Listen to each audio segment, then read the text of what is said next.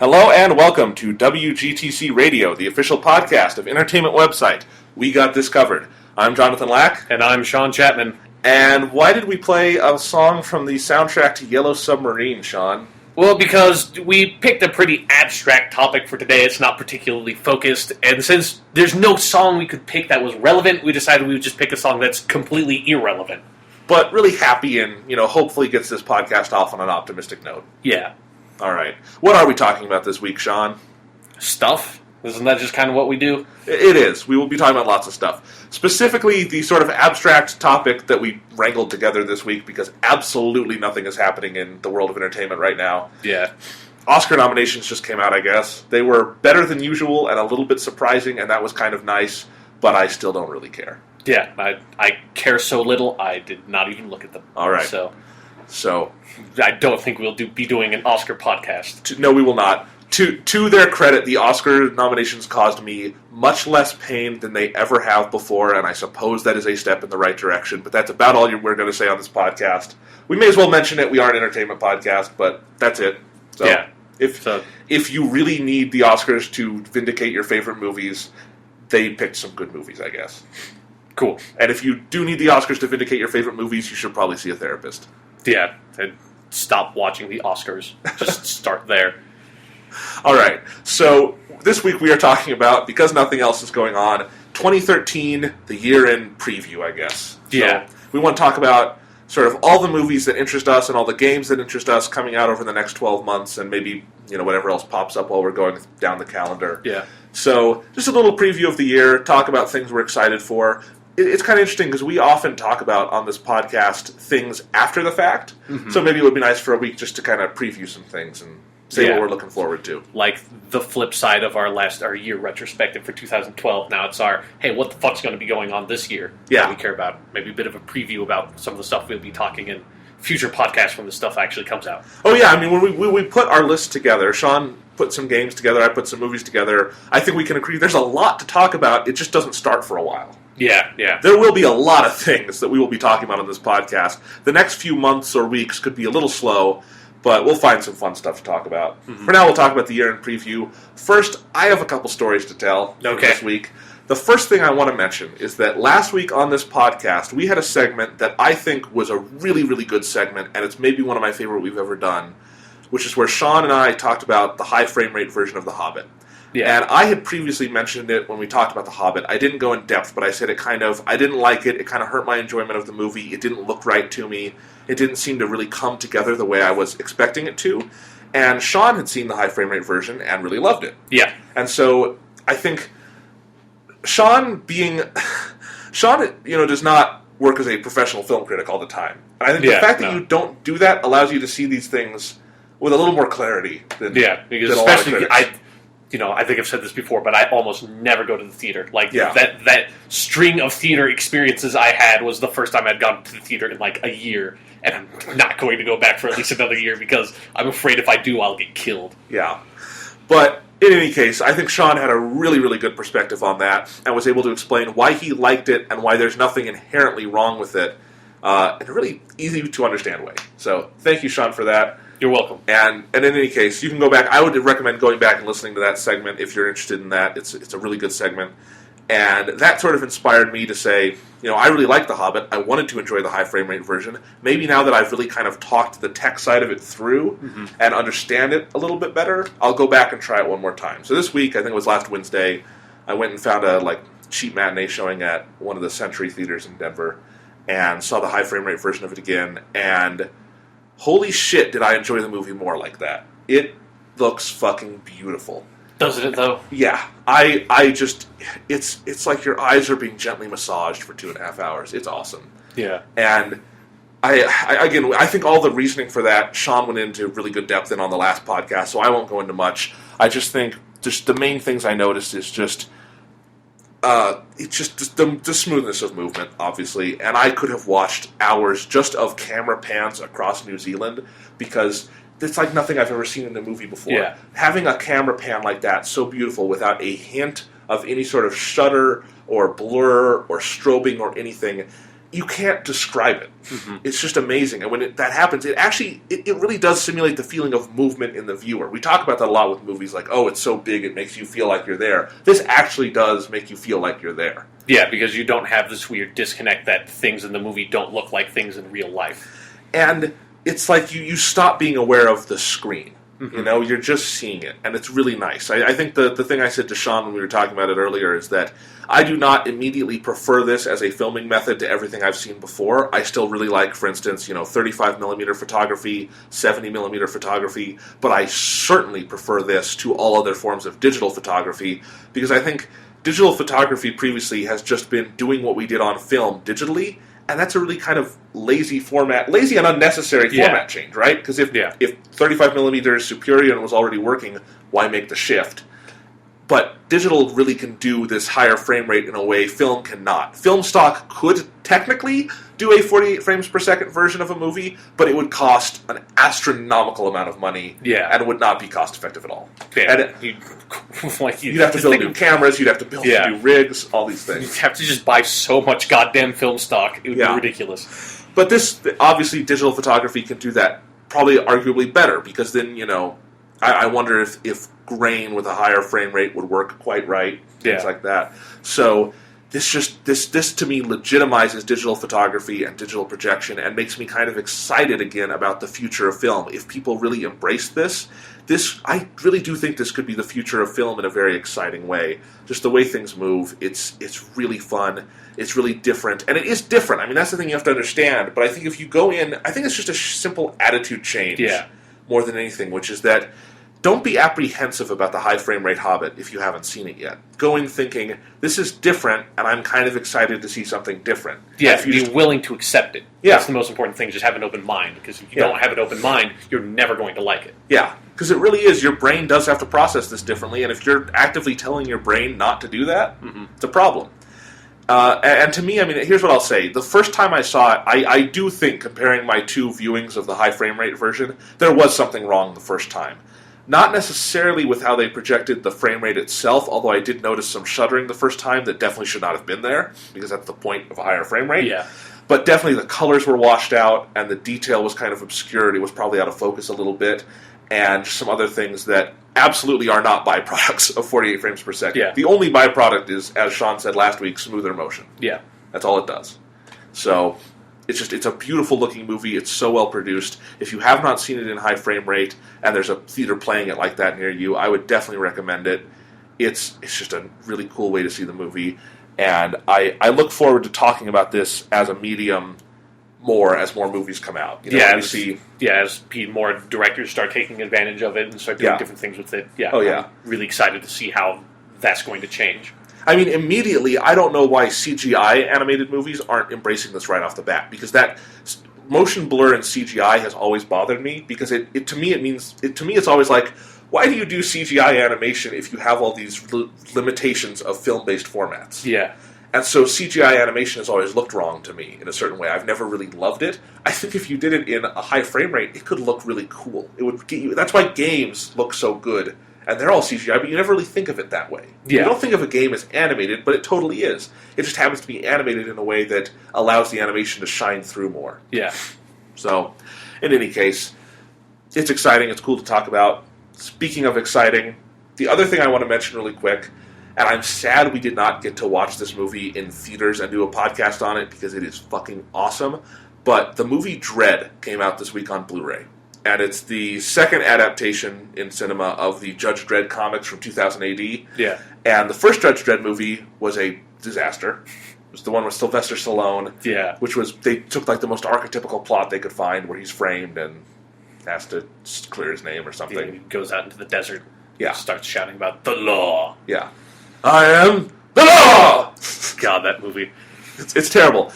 The new Dredd movie, I was really excited to see it when it came out, because I've read some of the comics, and I think it's just a fun idea, and I think it's got a lot of potential for a movie. And I like all the people in this movie, Carl Urban, I like some of the behind-the-scenes talent, I think there's some interesting people working on this film. But I missed it in theaters because it played for all of a week and a half. And they did not do a press screening for it, which is odd because all the critics who saw it gave it a pretty good review. Yeah. But there was no press screening in Denver, and so I just there was some other stuff going on in my life, and by the time I went to go see it, it was already out of theaters because it flopped spectacularly. It made, I think, $30 million worldwide on a $50 million budget. There will not be a Dredd 2, which is sad. So anyway... And it's also sad because they'll never then be able to make a Dredd 3 that would actually be called Dredd 3D, like everyone thought that this movie was called, but it wasn't. No. Anyway, Dredd came out on Blu-ray this week, and I don't know the last time I was so excited to go to Best Buy and buy a Blu-ray, but I started getting excited for this movie. I really wanted to see it. It was the first sort of new movie I'd seen in a while. Mm-hmm. And so I brought it home, watched it. It is great. I cannot recommend this movie highly enough if you just want a damn good action movie.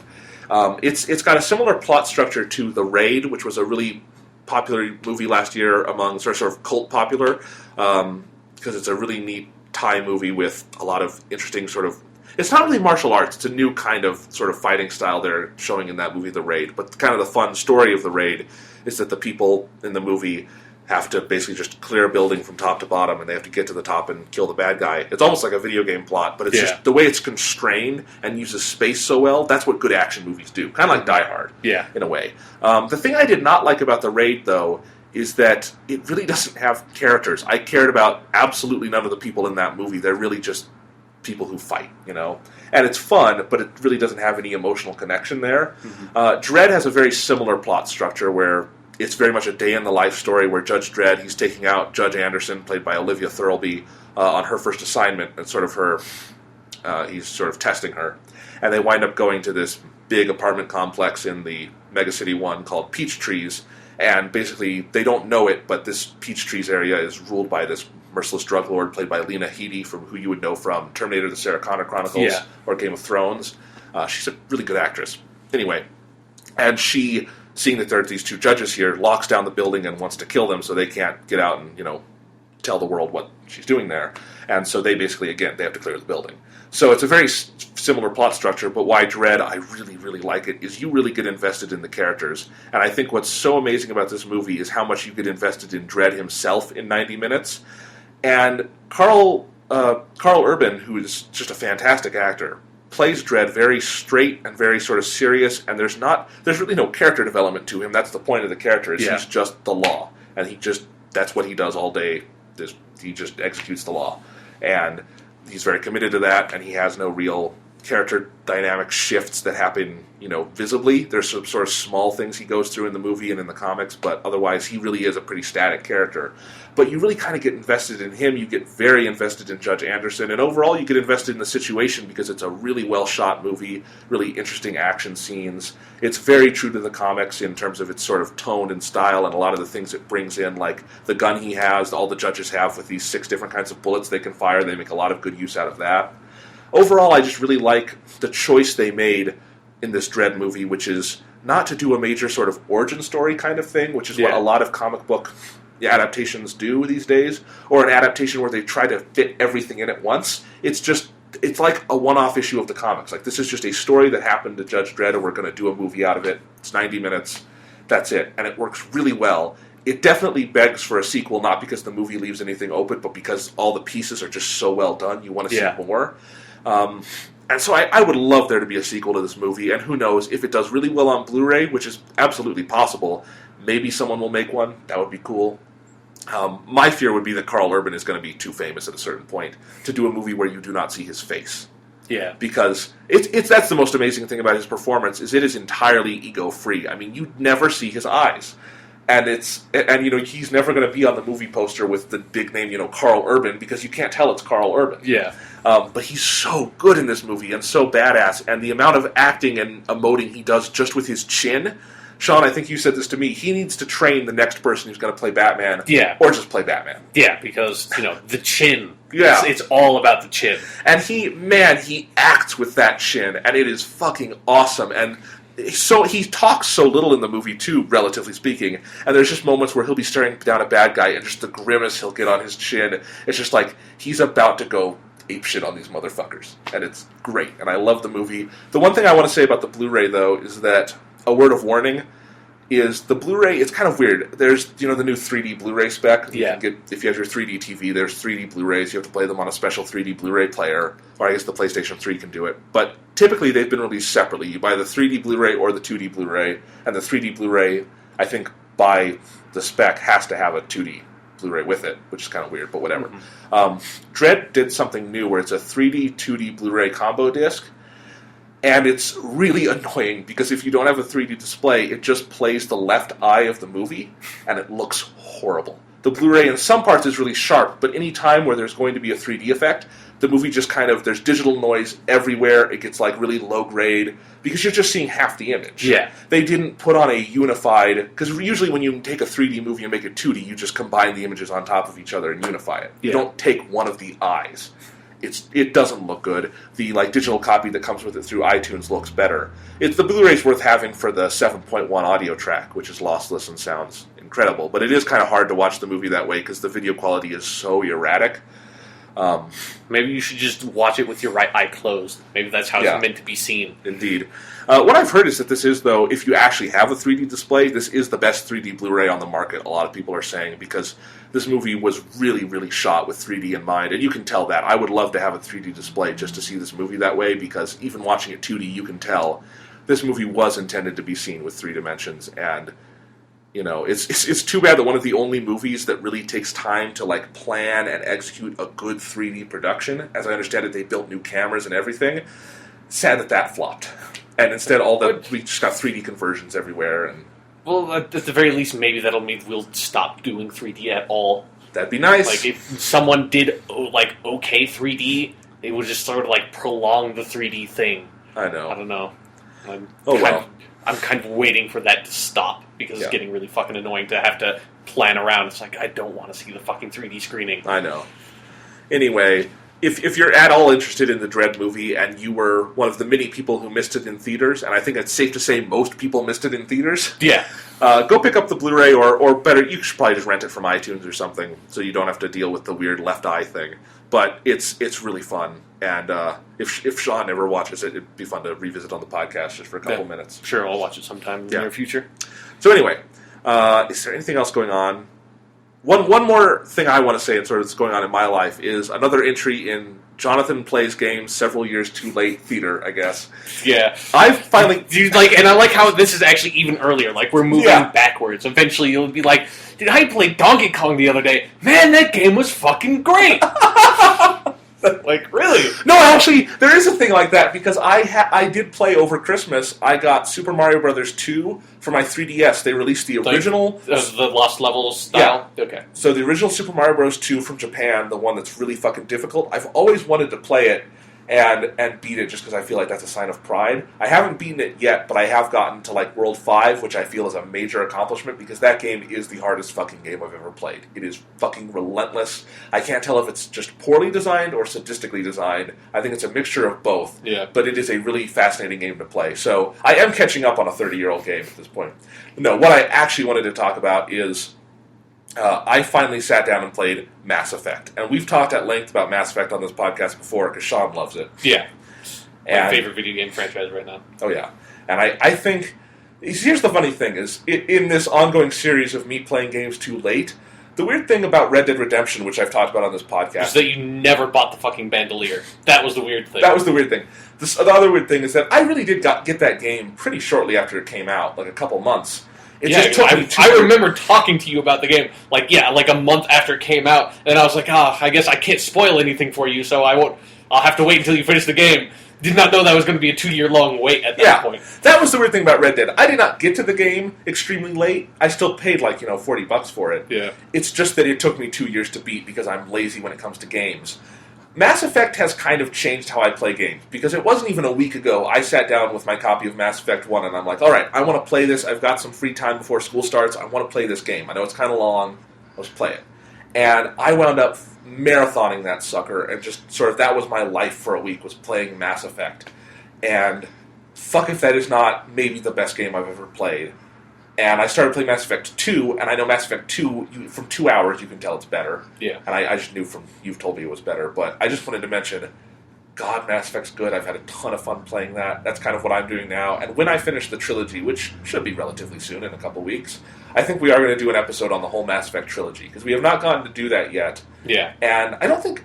I mean, a lot of people have talked about, obviously, maybe the individual games, but I don't know if there's been a whole discussion... There are too many big discussions just about sitting down and playing the whole trilogy, so it'd be fun to do that. Yeah, not really, just because after the sort of the craziness that happened after Mass Effect 3 ended, it's like, I think a lot of people have gone back and seriously looked at it. Yeah, I would like to just maybe, it's 1 year out from Mass Effect 3, just sit down, take stock, what was this trilogy, talk about each individual game and how they all fit together, and that Sean and I came to them from pretty different directions, and that Sean bought Mass Effect 1 when it came out, 2 when it came out, 3 when it came out, and I'm just sort of marathoning the whole, it all is kind of one long game. Yeah.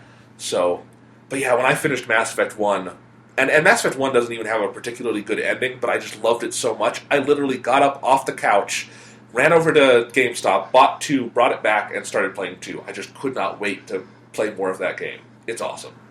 Yes. Newsflash, Mass Effect is pretty awesome. Yeah. So, I'm horrible at playing games on a good schedule, but, I have some downtime, so I'm going to play these. Anyway, let's get into our 2013 preview. Okay, let's. All right. So now we're going to talk about what we came here to talk about. Let's do this. All right, so 2013 preview, we're going to start with January. We're going to talk about whatever movies and games are coming out. Sean, are there any good games coming out in January? I believe there is at least one we are both excited about. There's only one that, the list of games that I compiled, I should just say, is not like a super comprehensive one. I just sort of jotted down a lot of the noteworthy titles, and then also E3's coming up, so we don't know a lot of the games that will be coming out this year. Well, especially because we should probably mention in advance, this will be a weird year for games, because there will be new consoles out. Yeah, we'll be expecting new console announcements at E3, so... Yeah, and so all the big games that will be coming out in the holiday season will assumably not be for the current consoles. Yeah. So games are going to be kind of weird this year, but there's the English... final localization finally that we have gotten of a Japanese RPG that came out in Japan, I think about 2 years ago, called Ni no Kuni, Wrath of the White Witch for the PS3. And it's coming out January something. I think it's 20th. Yeah, I think it's next week or the week after that. But yeah. And it's created in part by Studio Ghibli, which is what's so fun. Yeah, Studio Ghibli is doing all the art design behind it, and Joe Hisaishi, the composer for most of the Studio Ghibli movies, is doing the music for the game. So it's got this... art side of it is all Studio Ghibli, and then I think it's Level 5 Studios that has done a lot of JRPGs, notably, I think it's Dragon Quest 8 and 9 were both done by them, which those are some of the...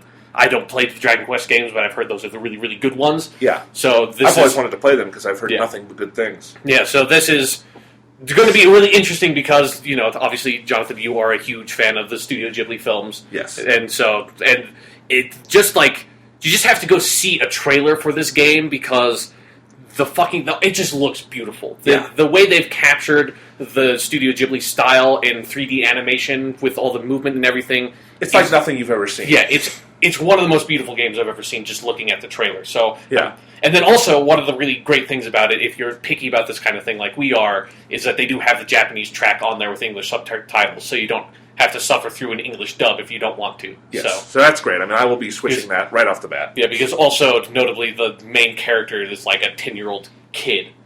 And America cannot do 10-year-old kids well in voice acting. Yeah, so... At least in dubbing. Yeah, so we've... So pretty excited about that game, and that's, other than that, there's nothing coming out in January. Yeah, but I think I will definitely be picking that game up once I'm done with all the Mass Effect stuff, because I don't want to interrupt my Mass Effect playthrough.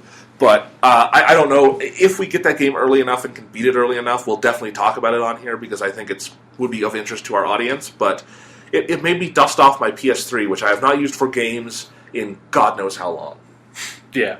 I have. It's kind of funny, I just brought my PS3 up to our apartment for the first time, and I went around looking for all the games I had for it, until I realized I only have 2 games for the PS3. An obscure Ratchet & Clank title that I bought when I got the console, and Final Fantasy XIII. So, I have not used that system much for its intended purpose. Yeah, I never got a PS3, so I'm kind of excited to start digging into that huge backlog I have. I'm just making this huge... every day I'm finding, new games that I haven't played that I really want to play. It's the backlog just it never stops growing. I agree, and It's I think my sort of current plan is that once I finish the Mass Effect games, I'm going to say I'm done with the Xbox for this generation for the moment, and I'm going to focus on the PS3 for the rest of the year and try to catch up on like the Uncharted games. Yeah. There's a bunch of other little ones. The Infamous series is really well done, from what I've heard. And the PS3 just has a lot of also cool exclusives online that I would love to play, like old RPGs that I missed out on. Then obviously, notably, Journey came out. The PSN title that everyone's fucking crazy about. Yeah, we haven't gotten to play that yet. So see what the fuck that's all about. Yeah. So I'm definitely going to devote some more time to my PS3 because it is a fantastic gaming console, and I feel kind of bad that I've neglected it for so long. My tastes sort of trend to the Xbox side, but the PS3 has had a lot of great games, and it's a really powerful console. Yeah. It's got a really good layout. I like their menus and everything. I like the controller. So yeah. Anyway, Ni no Kuni looks really good. Yeah, it definitely does. As far as movies in January, not a lot coming out, but there are two of interest coming out this Friday, actually, that I'm kind of excited to see. One of them is Mama, which is a horror film produced by Guillermo del Toro. It premiered at Butt-Numathon last December, and it's supposedly really, really good. It stars Jessica Chastain. I guess it's kind of a ghost story. Yeah, that's what I've heard. And I heard it's really effective, really scary, also very intelligent and well-made, and I am definitely interested in seeing that. Pretty much anything Guillermo del Toro. I'm interested in seeing it too. At some point, I don't like watching horror movies in a theater because I don't know. I don't like watching horror movies with other people because it kind of ruins the atmosphere for me. But when that comes out on DVD, I'll definitely check that out. Yeah, I might wait for a DVD on that too, just because I may not have time to get to the theater, and I'm not getting a press screening. Someone else on our site already reviewed it, so I'm not attending a screening for that one. I am attending a screening this Wednesday for the new Arnold Schwarzenegger film, The Last Stand.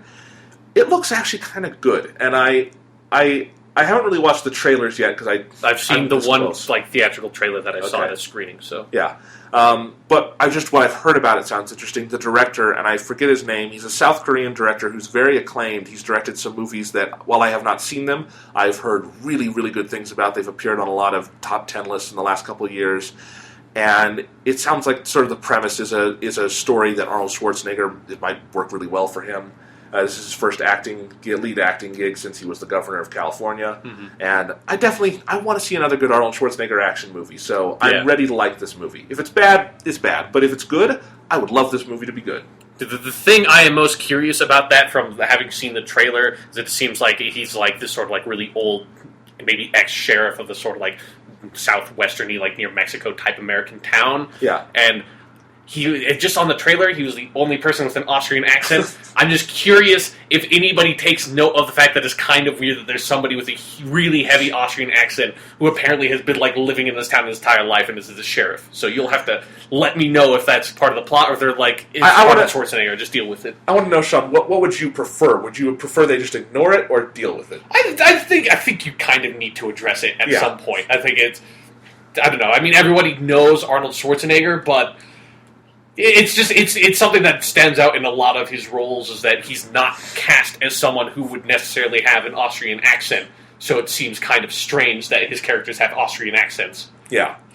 So the next big movie coming out in January, and aren't we so excited for this one? It's got such a creative premise. It's Hansel and Gretel Witch Hunters.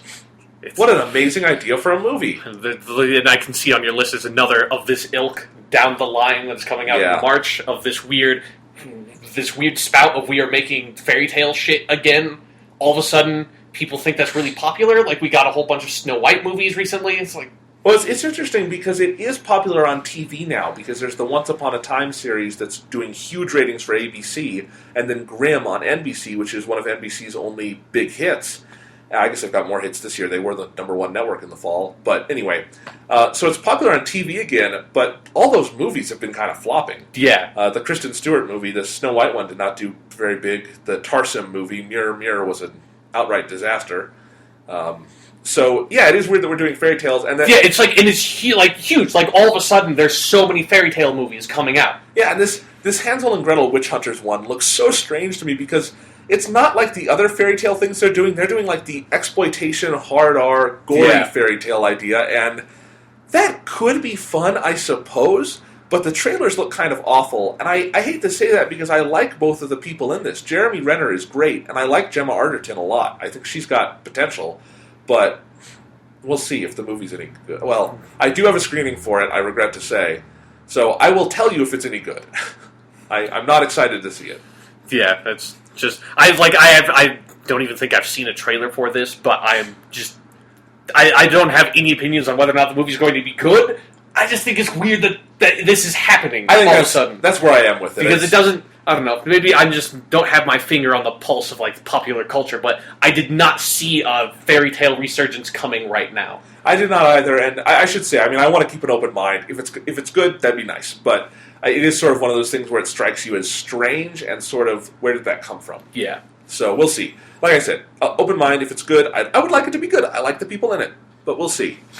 In February, are there any games coming out? Yes, I believe there are two notable games that I put down. First of all, there's Dead Space 3, the third of these Dead Space games. I've only played Dead Space 1. I always wanted to play Dead Space 2, but with Dead Space 1, I think it's a really good game that has... The strength of Dead Space 1 is that it built a really effective atmosphere because it's all about you go to this sort of desolate mining spaceship that is floating in orbit of this one planet that has these necromorph zombie creatures on it, and you are this dude, Isaac, and you are on this fucking ship, and you need to fix the ship and find out what the fuck happened. And it just was really effective at building it reminded me a lot of a video game Alien, where it felt like the sci-fi elements were these hard sci-fi elements that were well justified. There wasn't a lot of fantastical bullshit other than the necromorphs themselves, and all that part of the game I thought was dumb. But they built the atmosphere really well in Dead Space 1, and one of the things I loved about Dead Space 1 was that they had these segments where you went into a zero-G section of the ship, and so you had these magnetized boots, and so zero-G actually worked like zero-G. It wasn't like every spaceship fighting game ever, where it's well, I guess I am just somehow coming to a stop even though I am in space. So if I thrust in one direction, I need to thrust in the other direction to come to a stop. That's how fucking zero gravity works, and video games never get that. But then I played the demo for Dead Space 2, and it really disappointed me because there was a zero-G segment, and instead of you having magnetized boots, where you're just jumping from one platform to another with these boots, you had little thruster packs on your suit, and then you coasted to a stop when you were using it. So I played the demo for Dead Space 2, and I was like, you fucked it up. Dead Space 2 might be an amazing game. That one detail literally killed all my enthusiasm for playing it. I will probably go back and play Dead Space 2 because I really like Dead Space 1. And then once I do that, I'll probably end up playing Dead Space 3 also. But, just one of the more notable releases of this year. It's sort of the first really big game coming out alongside the other game coming out in February, which is Bioshock Infinite, the long-awaited... I guess, and sequel is kind of weird for calling it a sequel to Bioshock, because there was Bioshock 2, but Bioshock Infinite's more, we are taking the ideas of Bioshock and making another game, as opposed to, we are setting another game in Rapture with big daddies and little sisters and shit. Here's the weird thing about Bioshock, is that Bioshock 2 seemed to just come and go with no fanfare, no real discussion. It just it was there, and no one kind of gave a shit about it. I never played it just because the story of Bioshock 1 was so well done, and I did not give a shit about seeing a chronological sequel to Bioshock 1. Yeah. I just did not care about that at all. So it was a weird sort of miscalculation, and I kind of agree, because I liked Bioshock 1, but it's just interesting. And then Infinite, as soon as it was really announced, it was everyone was very excited, because it's oh yeah, that's something new and cool and different. Yeah, definitely. That was always what I wanted from a Bioshock sequel, was that, let's take the ideas of Bioshock, sort of the style of it, and then, it's almost like a Final Fantasy sequel. Let's set it in, let's do a different setting and all that, and, tell a completely different story with different characters. And I'm really excited about Bioshock Infinite. I'll definitely play that. We'll probably do a podcast on that one when that comes out. Yeah. Whenever we're able to finish it. It's kind of hard for us because, we don't get video games early, so we have to try to haul our ass through them to be able to talk about them in a timely fashion on the podcast. Yes. Or else we're doing a 3 years too late Mass Effect retrospective. But, it's somewhat relevant. Yeah, I guess. Anyway. But yeah, Bioshock Infinite Yeah. looks fucking awesome. Yeah, and I think Bioshock Infinite will be a cool place to just jump in if you didn't play the earlier games. Because you don't need to have played. I imagine, I don't think there's, from everything I've seen, there doesn't seem to be any connection to the other story. Right. So definitely, it's a good game sort of to help end this generation, it feels like. Good kind of capping note. Yeah. And hopefully it'll be a good stepping stone to whatever they do for that franchise in the future. Yeah. So anyway, as far as whatever they're going to call, like they've put themselves in a weird position with naming the franchise, the series Bioshock, where you've got the first game is Bioshock, and then just ignore Bioshock 2, and now you've got Bioshock Infinite.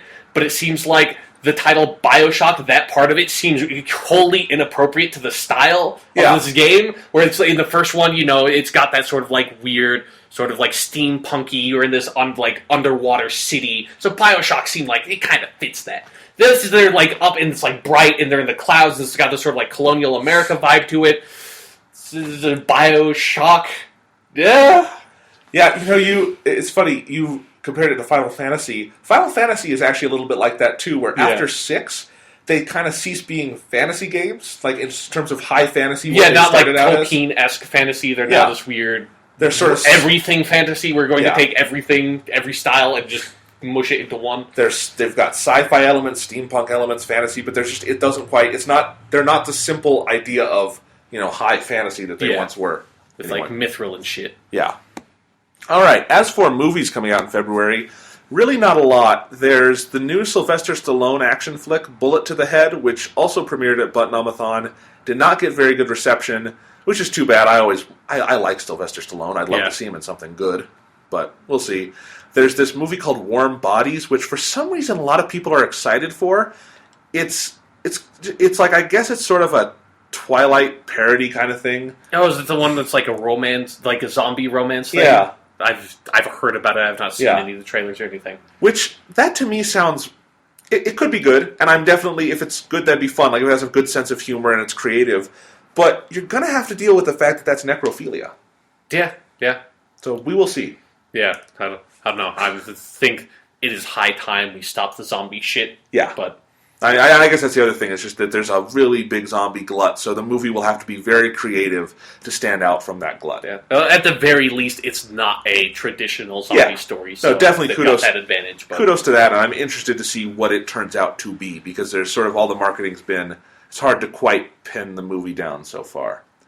February 8th, I do want to mention, is the new Steven Soderbergh movie, which could be his final movie because he says he's retiring. It's called Side Effects. Stars Channing Tatum and Rooney Mara, a bunch of other good actors. Looks kind of good. Probably will never talk about that one on the podcast, but look for my review when it comes out. I very much like Steven Soderbergh because even when he makes bad movies, they are really interesting movies. And he's an interesting director to follow because I don't think he's ever made two similar movies. Yeah. Apart from maybe the Oceans series. But even then, Oceans 11, 12, and 13 are pretty different from one another. Yeah. Because one's good, one's awful, and one's pretty good. Yeah.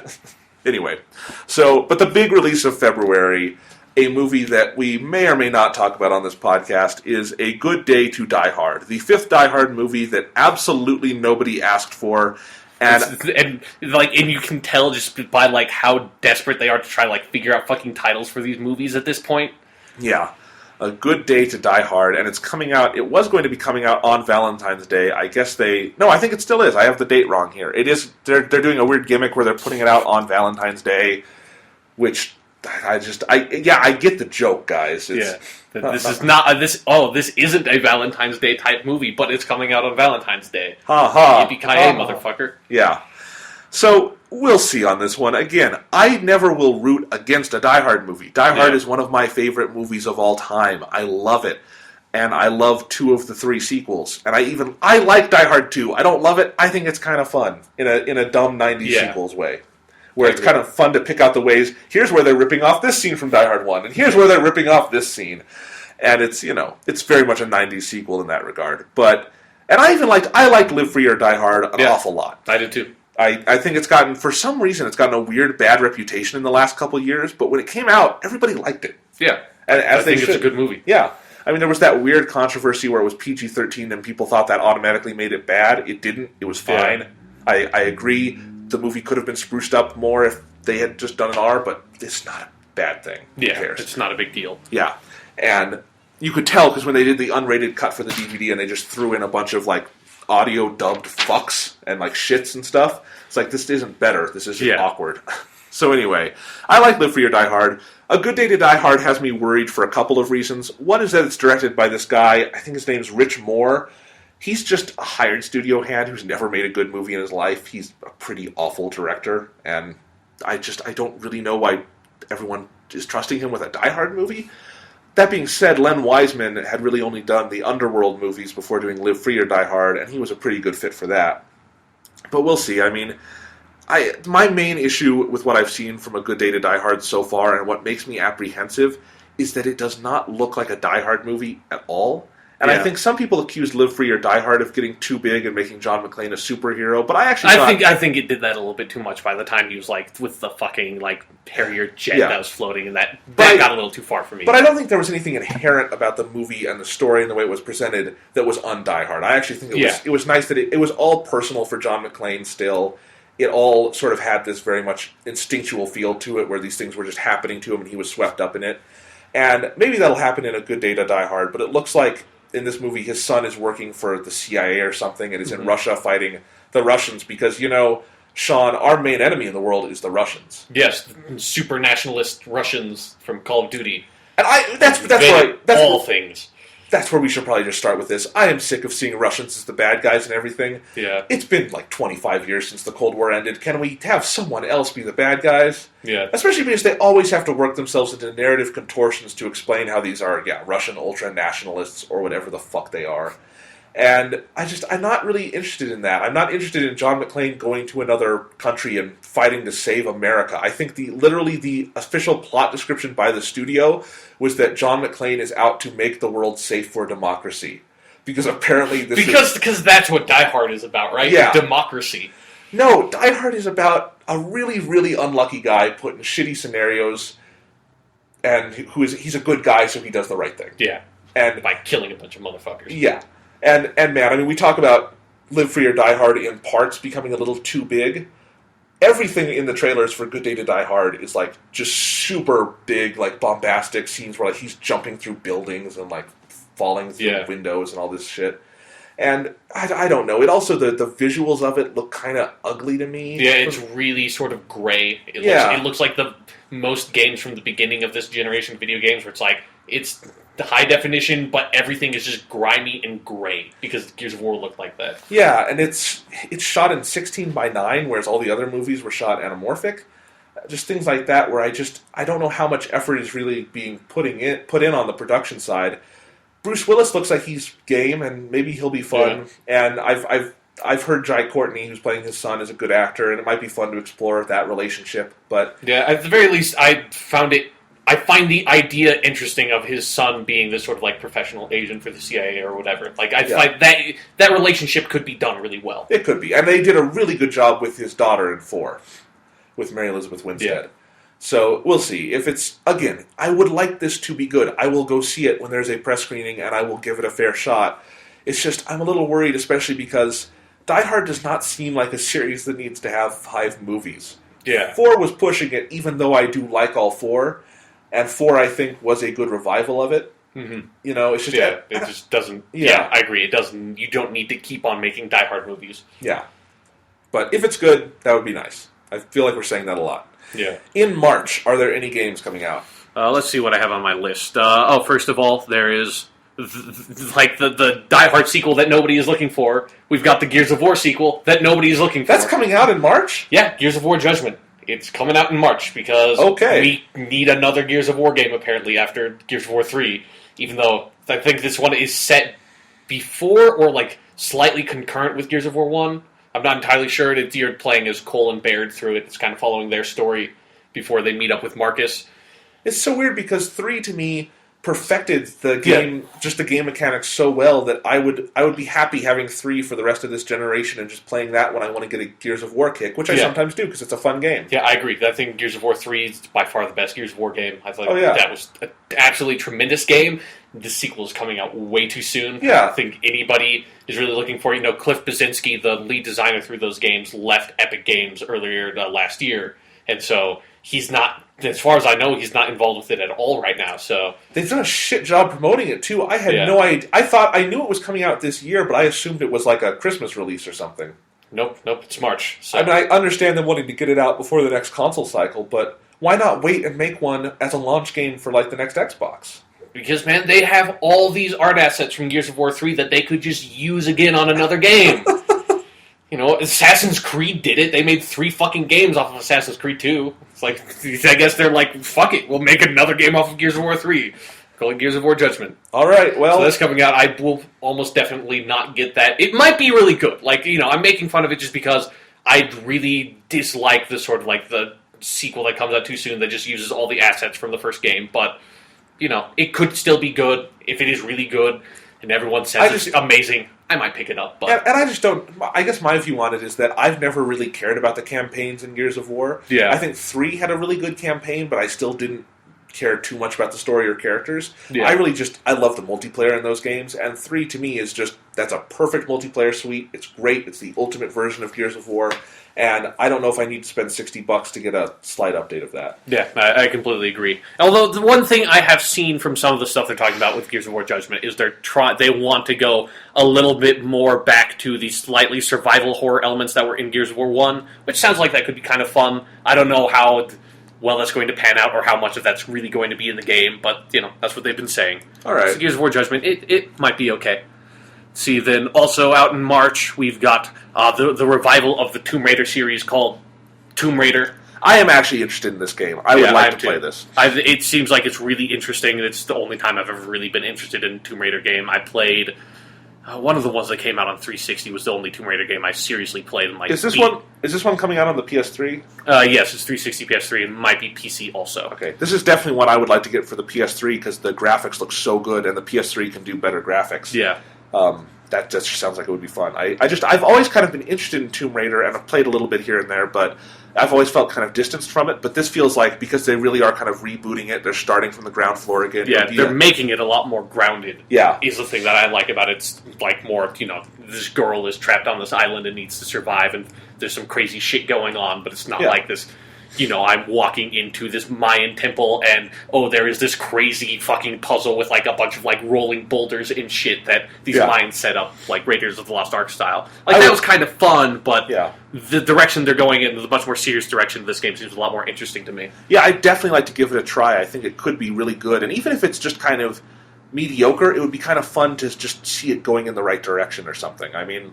It'll definitely be interesting to see how they try to revitalize Tomb Raider when Uncharted kind of came in and took over that genre. Yeah, definitely. And then also I remember when the game was announced, they have this fucking phenomenal CG trailer that's nothing to do with any of the gameplay or anything. This fucking CG trailer was great. Yeah, so that's why I want to get it on the PS3. Is it looks phenomenal. That's like it's one of those trailers. Like there's the game Dead Island that came out like 2 years ago had a trailer. It's like the game, even if the game's not that good, I just like watching the fucking trailer because the trailer is just awesome. Oh yeah. So if you haven't seen the Tomb Raider trailer, I highly recommend it. And let's see, I also believe in March is coming out StarCraft II: Heart of the Swarm, which is the second, or I guess the first expansion to StarCraft II, where when StarCraft II came out, they sort of said, we're going to... Because if you don't know that much about StarCraft, it's a RTS game, real-time strategy, where there are 3 different playable races, the Terran, the Zerg, and the Protoss. And in the first StarCraft game, in its expansion pack, Brood War, they had full campaigns where you played as each of the races through like 10 missions. And then when Blizzard decided they were going to make StarCraft II, the original StarCraft II only had a Terran campaign, but it was like a really fully fleshed out, like 30 mission long Terran campaign focusing on the Terran race and those characters. And they said, we're going to make expansion packs. It's been like 2 or 3 years since StarCraft II came out, so, it's Blizzard sort of has the same thing as Valve, where we're going to make this game, but we're going to make it eventually. There's going to be an expansion pack for StarCraft II. It will come out, basically 3 years from now. But the Heart of the Swarm it's going to have a full Zerg campaign. It's obviously going to throw in some new units and stuff to change up the multiplayer. And I've never been really interested in the multiplayer side of StarCraft II, but I really love the StarCraft II campaign. I really love the campaigns of the original StarCraft games, so when Heart of the Swarm comes out, I'll definitely pick that up and play through that campaign again, because you don't get a lot of real-time strategy games nowadays. That genre is sort of kind of dying in a really sad way, especially the type of it that StarCraft is, where you have all the base-building elements and the resource management. So it's a nice throwback to an older genre from the 90s that I was really fond of, and definitely looking forward to Heart of the Swarm. And then probably 3 years from when that comes out, we might get Legacy of the Void, the Protoss campaign. But,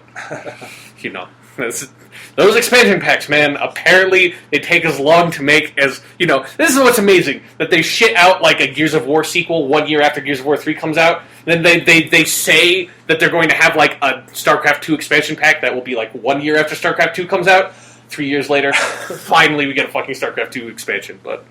Well, good for them. Yeah, definitely, it's been a long time coming, and pretty excited for that one. And I think that is about all there is for it. Games that I am curious about that will be coming out in March. Yep, alright. March 1st is, I believe, what you were just referencing before with Fairy Tales, the next Fairy Tale movie. I've seen this trailer at every single fucking movie I've been to at the theater. It's Jack the Giant Slayer, directed by... why am I forgetting? Bryan Singer. Sorry. Yeah. Bryan Singer, director of the X-Men movies. I like Bryan Singer. He can make good movies. And apparently this is a passion project for him. And I am interested in this movie because I like Bryan Singer, and I understand he's been trying to get this made for a number of years. But that trailer is kind of a mess. Fucking awful. Yeah. It's one of the worst trailers I've ever seen. It's such a pain to sit through. It's one of those trailers that feels like it's 10 minutes long. Yeah. I hate every single moment in that trailer. I know. It looks... I don't know if it looks generic or just kind of awkward or what. It's just... Yeah, it just looks dumb to me. That's the word I would use to describe it. It looks dumb, and I don't know why Ewan McGregor is in it, because it doesn't look like the role he's in. It's not seem like a role that Ewan McGregor would take. And I love Ewan McGregor. Yeah, no, me too. He's one of my favorite actors.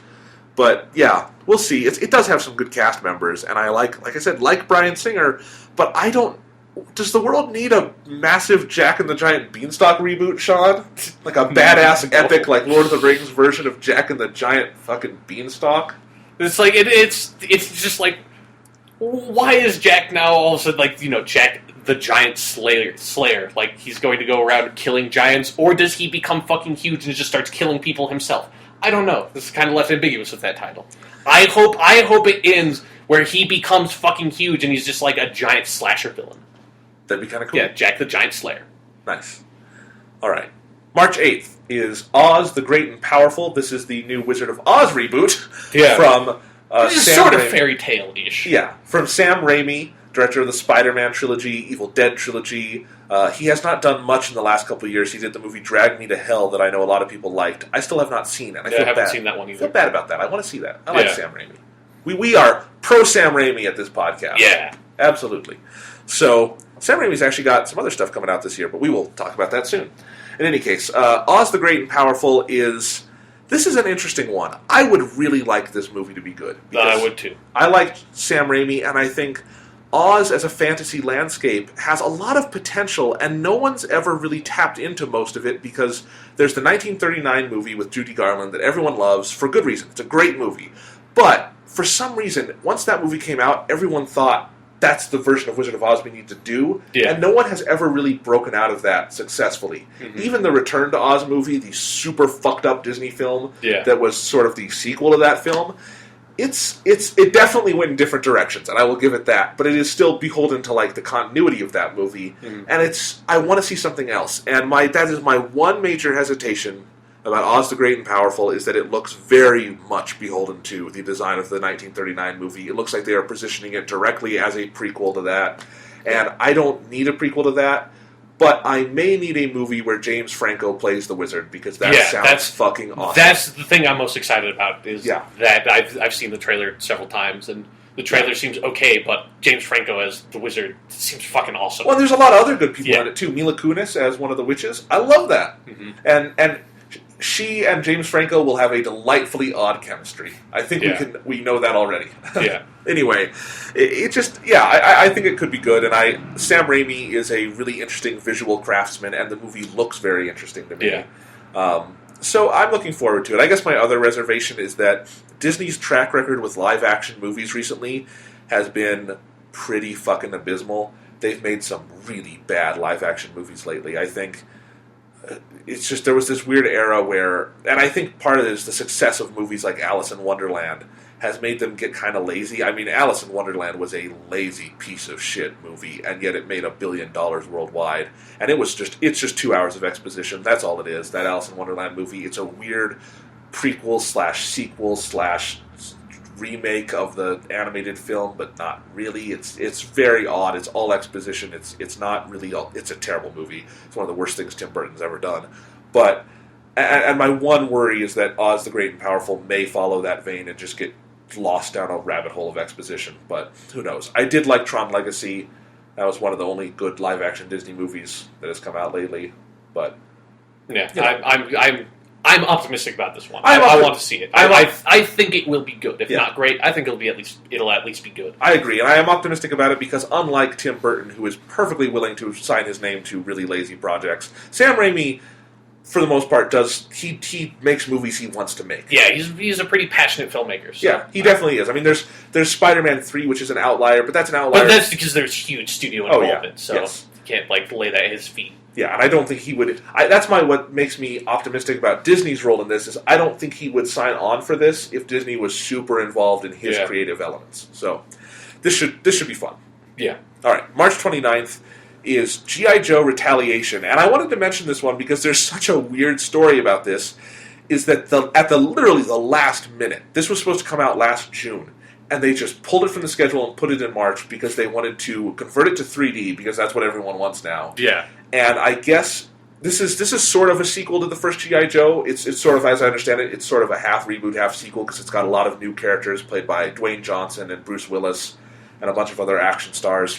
But in the original movie, that was one of the first films Channing Tatum starred in. And Channing Tatum has since become one of the biggest movie stars in the world. I think he set a record last year for the number of movies one person has starred in 1 year that each made $100 million or more. He's a really good actor. He's a good movie star. I really like Channing Tatum, and I can kind of understand this. I guess in the original cut of Retaliation, they kill him off in the first 10 minutes, and they realized, oh wait, he is an asset. We need to redo the movie, and so I guess they reshot it, so now he's a main character, which is really weird to me. Yeah, that's pretty weird. Yeah, so I guess he doesn't die now, and now you can see it in glorious converted 3D. But I was actually kind of looking forward to this before it came out because the trailers were kind of fun. It's got Bruce Willis. It's got Dwayne Johnson. It looks like it might be just a nice 80s throwback. And it looks a lot more sort of hardcore action style than the original G.I. Joe, which I did not see because it looked boring as shit. I didn't see it either. Yeah. I don't even give a shit about G.I. Joe. That's not a franchise. I've never watched any of the cartoons or anything. So no, I have no affection for it. I know nothing about G.I. Joe, but it looked like it could be a fun action movie. So we'll see when it comes out. But it's such a weird thing they did too, because that marketing campaign was in full steam. There were trailers and TV spots for that everywhere, and I haven't seen any new marketing for it since then. And it's coming out pretty soon. So. Yeah, it just seems like when you decide to pull a movie for a year and then reshoot most of it to have a new main character in it, seems like you've already killed the movie at that point, right? Yeah. It's just how does that movie then come out good? It doesn't. I don't think so. It might not have come out good in the first place, but it would have at least had a shot. Yeah. But all right, in April, are there any video games? I don't think so on my list. Not really. I mean, there might be, but there's a lot of video games that are to be announced. So. Yeah.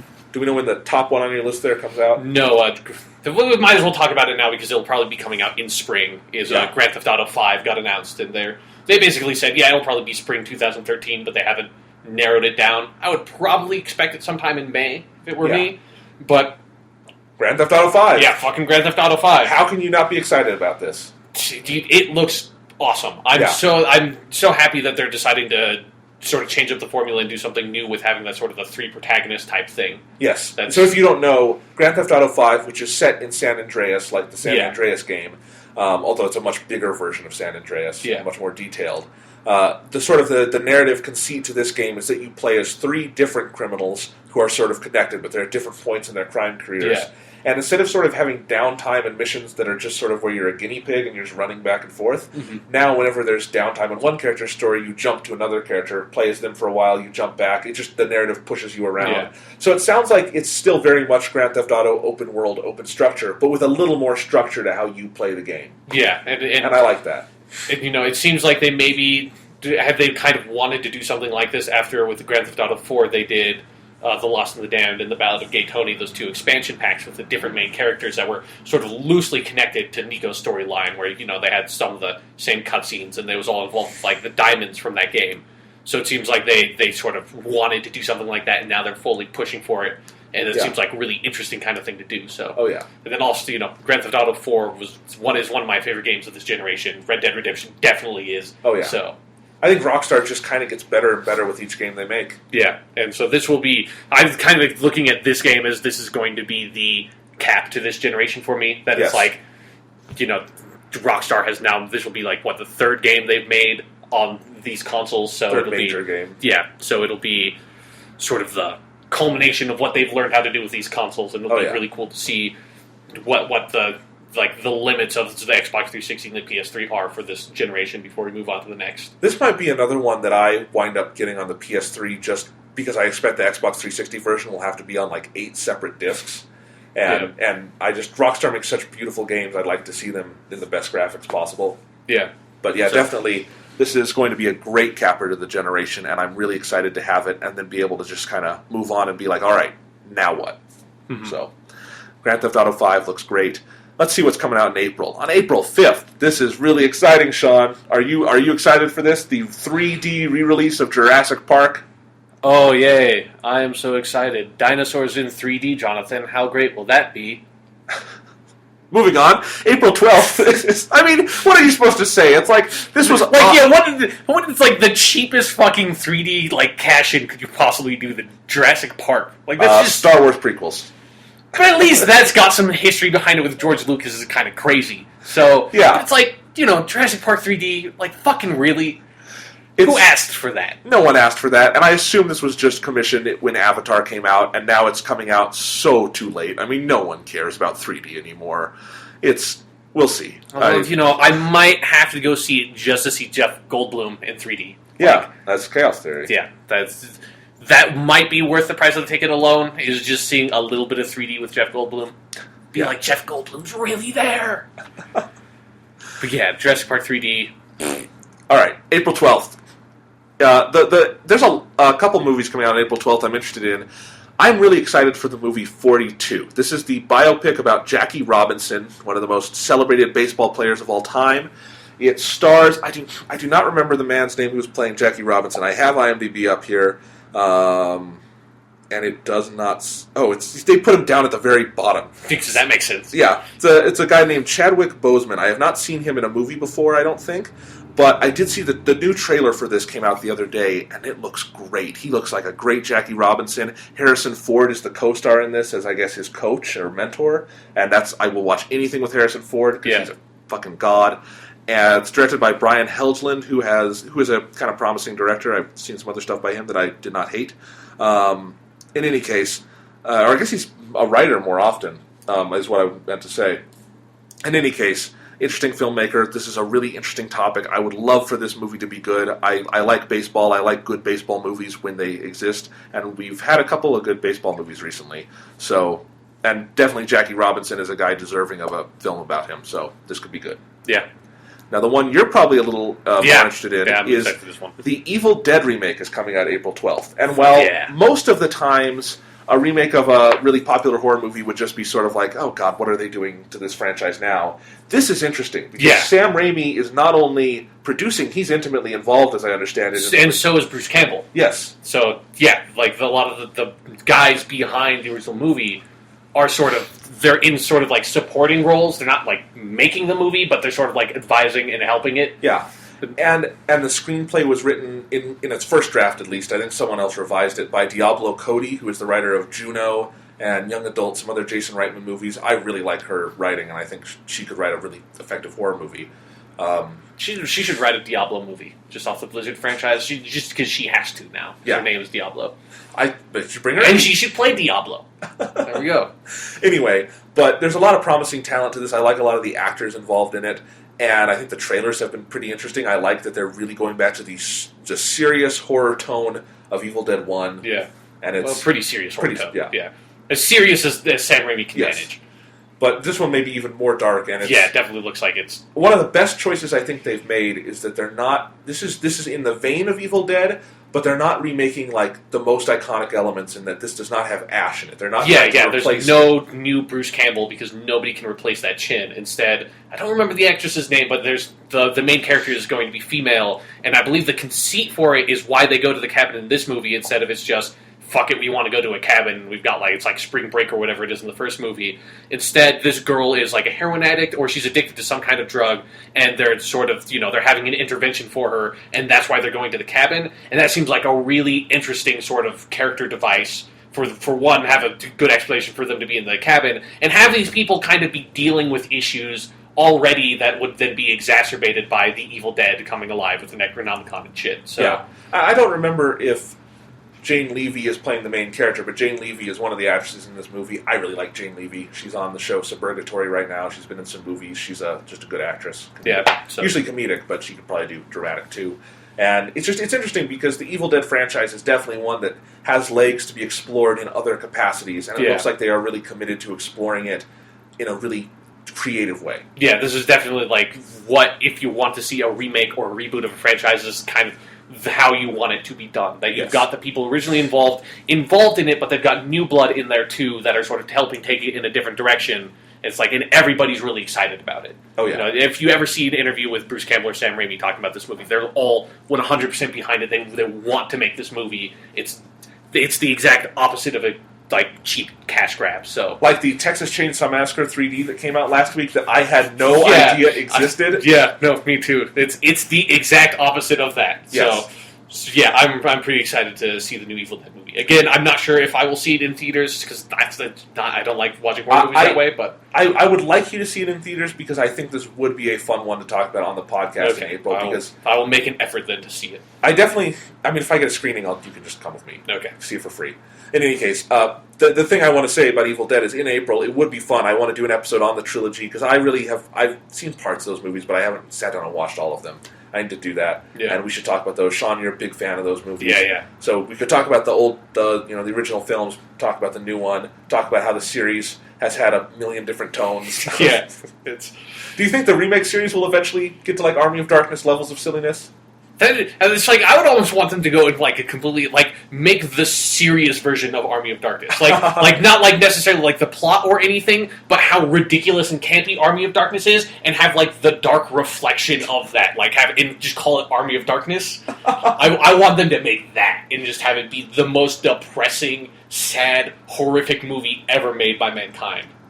That's what I want this series to go in. Because it seems like this one is sort of the dark reflection of the original Evil Dead movie. But the original Evil Dead is a serious film, but it's got some campy, cheesy elements. The effects are super over the top. It's this one seems like it's this really serious, down to earth version of that, as down to earth as that Evil Dead could possibly be. Right. So, yeah, it would be really cool to see this turn into a new Evil Dead franchise, and then they make the same movie kind of again with Evil Dead 2. Now. Here's what's funny, is April 12th also has, in addition to Evil Dead, Scary Movie 5. I feel like one of those movies is going to have to move from that date, right? Yeah, it's the day where people who actually want to see a horror movie will go see Evil Dead, and then people who say they want to see a horror movie actually go see Scary Movie, or that they like horror movies would go see Scary Movie 5. I cannot believe there is a Scary Movie 5. It feels like that whole trend of just making endless parody movies that are just fucking awful. I felt like that ended. It felt like it kind of stopped after they stopped. They went from making Scary Movie into Epic Movie and all those other Meet the Spartans and all those shitty. Yeah, I've only seen Scary Movie 1. And I barely remember it, but I assume all the other ones are just completely shit. I saw Epic Movie, and it's one of the worst films I've ever seen. Yes, that is a kind of movie that those movies seem like. And Scary Movie 5, I saw the trailer for it. I think we talked about this on the podcast with all the theater shit. It looks like just terrible. Which is sad because the premise could be really funny. Yeah, someone should absolutely Paranormal Activity. Yeah, you could totally parody Paranormal Activity and have fun with it. This, I guess, they're making a cheap Charlie Sheen, Lindsay Lohan joke because, haha, they're fuck ups. Yeah, whatever. Don't give them attention. Yeah, don't go see Evil Dead. Don't see Scary Movie 5. April is kind of a busy month because after that, April 19th is a movie I think we mentioned last week called Oblivion. Yeah. This is the new movie from the director of Tron Legacy. It stars Tom Cruise, and I guess he's an astronaut, Earth Marine or something, going to Earth millennia after it's sort of collapsed. Morgan Freeman plays the bad guy. Trailer is interesting. The trailer definitely is pretty interesting. So I'm definitely curious about this one. Yeah, and I don't want to know anything more about it before I see it. Because I thought the trailer was a good tease without giving you any plot details. I'd like to go in cold, because that's how science fiction should be enjoyed, damn it. Yeah. And then April 26th is one that I am actually excited for in spite of myself. This is Pain and Gain. It's the new film from Michael Bay. I guess it's a passion project he's been trying to make for years. And it's Mark Wahlberg and Dwayne Johnson and some other fine actors. I think Anthony Mackie is in this. I may be wrong on that. But if it is, I'd love Anthony Mackie. But Pain and Gain it's got a stupid title, and it's got, like, all the posters are, like, super Michael Bay, where it's, like, two really buff guys in front of an American flag. So, but the trailer is good, and the story they have to work with is kind of interesting, and it's kind of brutal and morality-free in a way that could very well serve Michael Bay's limited talents. Yeah. And this could be fun. I like that Michael Bay is coming down to earth after several shitty Transformers movies. Yeah. I'm definitely curious about this one. Yeah. If it's... I definitely am apprehensive because, boy, has he made a lot of bad movies recently. Yeah, no kidding. But Transformers 3 was decent, and it was in parts actually very good in terms of just as an action vehicle. This movie has an actual story and characters, so we'll see. But it's been... When was the last time Michael Bay made a movie with actual stories and characters? Would that be Bad Boys 2? I think so, yeah. All right. Anyway, May is when things get exciting. Are there any games coming out in May? Yes, actually, one game that I'm very excited about. It's a PS3 exclusive, so it's very good that you brought up the PS3, because when this comes out, I'll definitely be playing this game. It's The Last of Us, the next game from Naughty Dog, and it's sort of... Naughty Dog has been touting this game for a while as doing a lot of interesting things with the narrative and with character development, and it sort of seems like it's a very grounded post-apocalyptic type story that I think maybe has some zombie stuff in it, but I don't think... Really, like I think zombies are somehow involved, but all the marketing, I have never seen a zombie. It seems it's all about shit is fucked in this world. Your main character is helping along this girl in some capacity. I don't know that much about like the overall story stuff because they haven't said that much about it. But you're just playing this sort of like older man helping this girl, and you're moving through this world, and you just have to deal with shit. Is what it seems like. You have to deal with. You kill people, and from the trailers and the stuff I've seen from like the full like gameplay videos, it seems like they take a lot of effort to make the violence feel violent in a way that you don't want to engage in it because you don't want to like do this shit to other people. Like you don't want to set a dude on fire in this game because you're setting a fucking dude on fire, and that's a fucked up thing to do. But sometimes when someone's coming after you with a knife, you got to do something. And so this definitely seems like. And like even more so than Tomb Raider, it seems like this is sort of taking a very serious direction with video games that I'm very interested in because I've been bugged for a while now about how, just how much just killing there is in every single video game and how that seems like it's always contrary to a lot of stuff that's going on in the story. Like with Grand Theft Auto 4 does that, and Red Dead Redemption does that, where at a certain point you've killed 10,000 people while you're playing this game. It's like. John Marston could not possibly be doing this. Like, he would be fucking crazy. He would be emotionally destroyed if he had killed 10,000 people. He would be this complete fucking sociopath. So it seems like me. Yeah, exactly. Like how you played him. So it definitely seems like this is a very interesting thing interesting direction to take sort of narrative in video games and have this very serious story in a game. And so I'm very excited about Last of Us. Yeah, me too. On the movie side, shit, is this a busy month with sequels up the ass. May 3rd, we start with Iron Man 3. How excited are we for Iron Man 3? Super fucking excited. So this is... God, it looks good. Yeah, this will be the first of the second phase of the Marvel movies after the Avengers. And fitting that it starts with Iron Man again. Yeah, and it looks fucking awesome, that trailer. That trailer is fucking great. And the important thing to note here is that Jon Favreau is not returning for this film. It is Shane Black who wrote and directed Robert Downey Jr.'s revival movie, Kiss Kiss Bang Bang. And he and Robert Downey Jr. have a very close working relationship, and it sounds like he really wanted Shane Black to come in and do the third Iron Man. And so Shane Black is writing and directing it, and just from the trailer you can tell that there's a very new, distinctive stamp on the Iron Man universe, and I am very excited for that, because while I liked Iron Man 2, I definitely feel like it didn't push forward as much as it should have. Yeah, it felt like it was a little too much, more of the same from Iron Man 1. Yeah. And I feel like Iron Man is a character, as the Avengers proved, that you can take in a lot of different directions and have different voices come in and imagine that character. And it's just everything about Iron Man 3 looks exciting. It even looks like the Mandarin is going to be interesting. Yeah, at the very least, we'll have a movie or a villain in an Iron Man movie that is not just another dude in an Iron Man suit. Yeah, I'm looking forward to that. Even if it is a little weird that we have Ben Kingsley, a British dude, playing the Mandarin, who is supposed to be like, he's called the fucking Mandarin. Yeah. He's Chinese. He's supposed to be Chinese, but that's what Ben Kingsley does, man. But at the very least, they're not making Ben Kingsley play a Chinese dude. At the very least, they've changed the character so that the character is British. It's just kind of weird that they did that in the first place. It's not like Prince of Persia where they had Ben Kingsley in, like, brown face doing an Arabic bad guy. Yeah. At the very least, it's not that. They're just like, no, fuck it. We want Ben Kingsley in this movie. We'll make a British Mandarin. But I am so excited to see sort of get back after the Avengers to Tony Stark's issues sort of on his own outside of the team and see what he and Pepper Potts are up to. I really liked the scenes with them in the Avengers. I want to see Don Cheadle's Rhodes again. Yeah. And what War Machine is up to. There's a lot of good actors in this movie. And I think it's going to be great. Yeah, and it'll just be cool to see what they're going to start seeding for with this next phase. And they're obviously going to have all this shit planned out for how this is going to connect to the eventual Avengers 2. Yes. So. Going to be great. So May 10th is a movie that I am actually extremely excited for this one because I just want to see what the final product looks like. And I will say I'm excited for that movie in that way. Yes. And this is The Great Gatsby. This is Baz Luhrmann's hyperactive adaptation of the F. Scott Fitzgerald classic. I love the book. It's a really interesting story. And I have actually defended this film quite a lot from other people who have been bashing it before it even comes out. And I know we've made fun of a couple movies on this podcast, but I hope we've tried to sound like we have an open mind to things we're apprehensive for being good. I think a lot of people have automatically dismissed, just from the trailers, the approach Baz Luhrmann is taking to The Great Gatsby.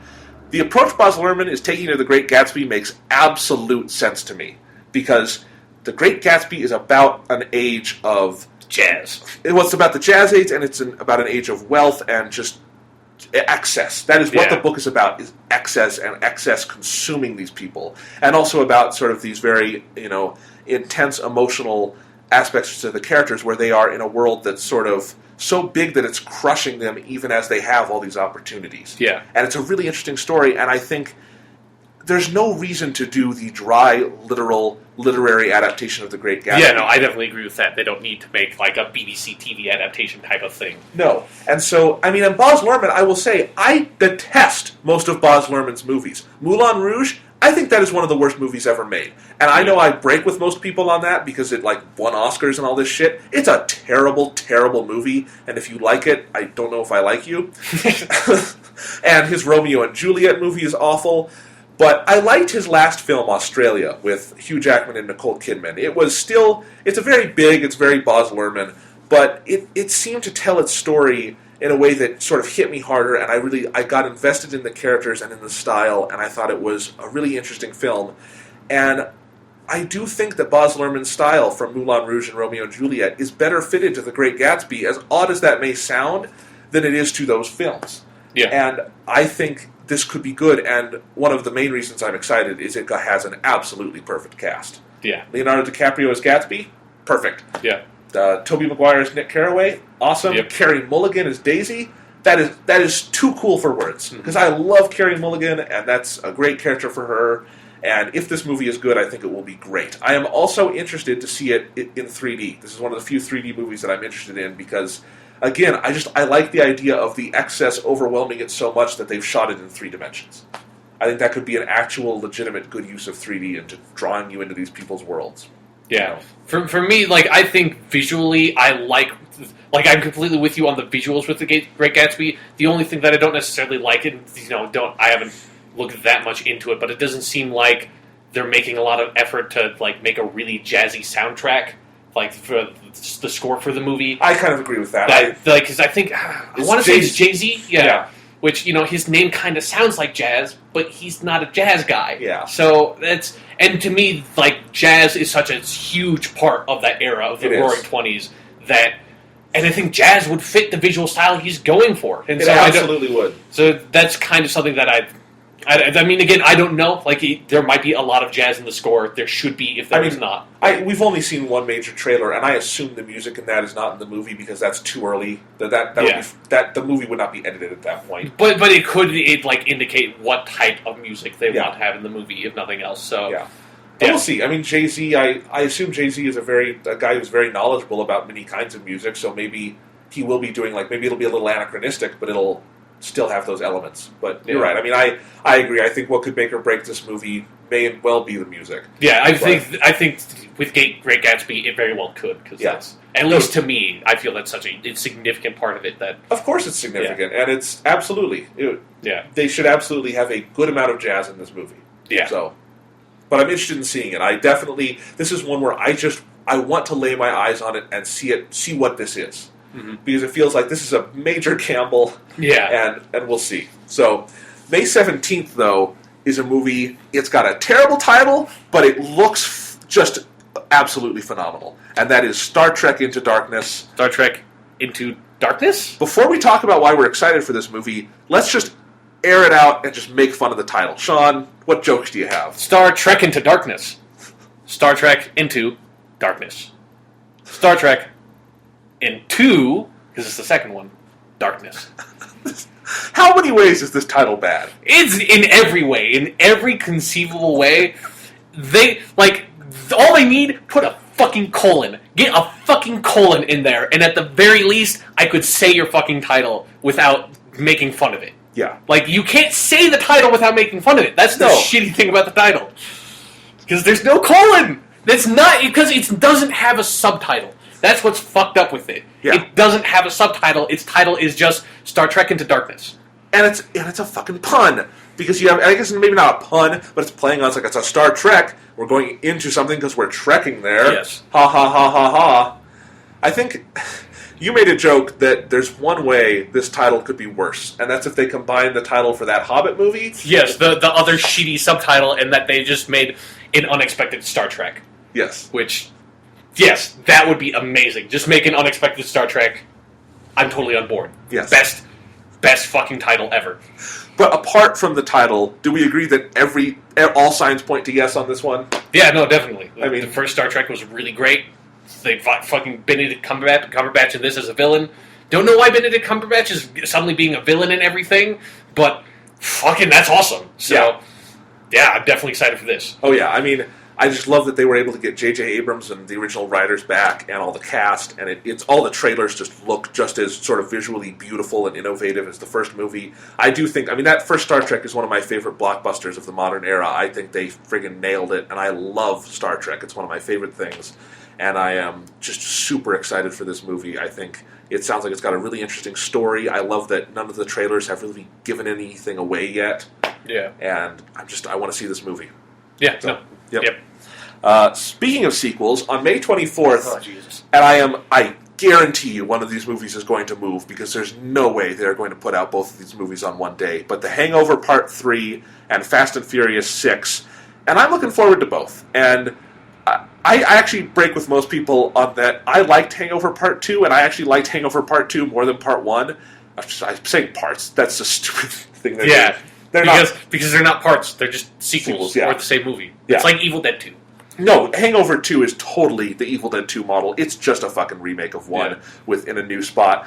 But here's the thing, though. Everyone dismissed the movie because of that. I thought 2 was a more effective, funnier, more sort of bold and daring version of film 1. It was sort of darker, grimier, and I think it kind of embraced the sort of horror of that idea better while also having some big laughs. So I don't think either one of them are great, though. I've only seen Hangover 1, and I thought it was okay. Yeah, it was a funny movie. Yeah, they're funny, and I like the characters, and it sounds like for 3 they are doing something different, so I'm interested in seeing it. I'll definitely give it a look, and I want to laugh at it. That's all I need.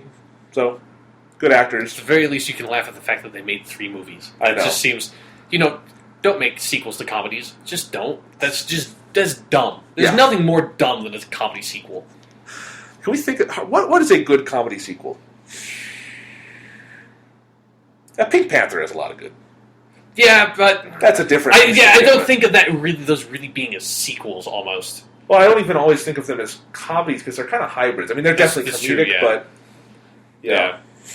I don't know. And even those movies burned out after a certain point. Mm-hmm. So, anywho. Once they got into Steve Martin, it's like, well, we fucked up. All right. Also on May 24th, like I said, is Fast and Furious 6. There's still not a title for it. It's sort of being called Fast 6, Fast and Furious 6, 6 Fast, 6 Furious. See, there's no title for it yet because they're working their hardest to come up with the most ridiculous title they can for this to follow up what they've been doing so far. An unexpectedly Fast and Furious into Star Darkness? Trek, yes.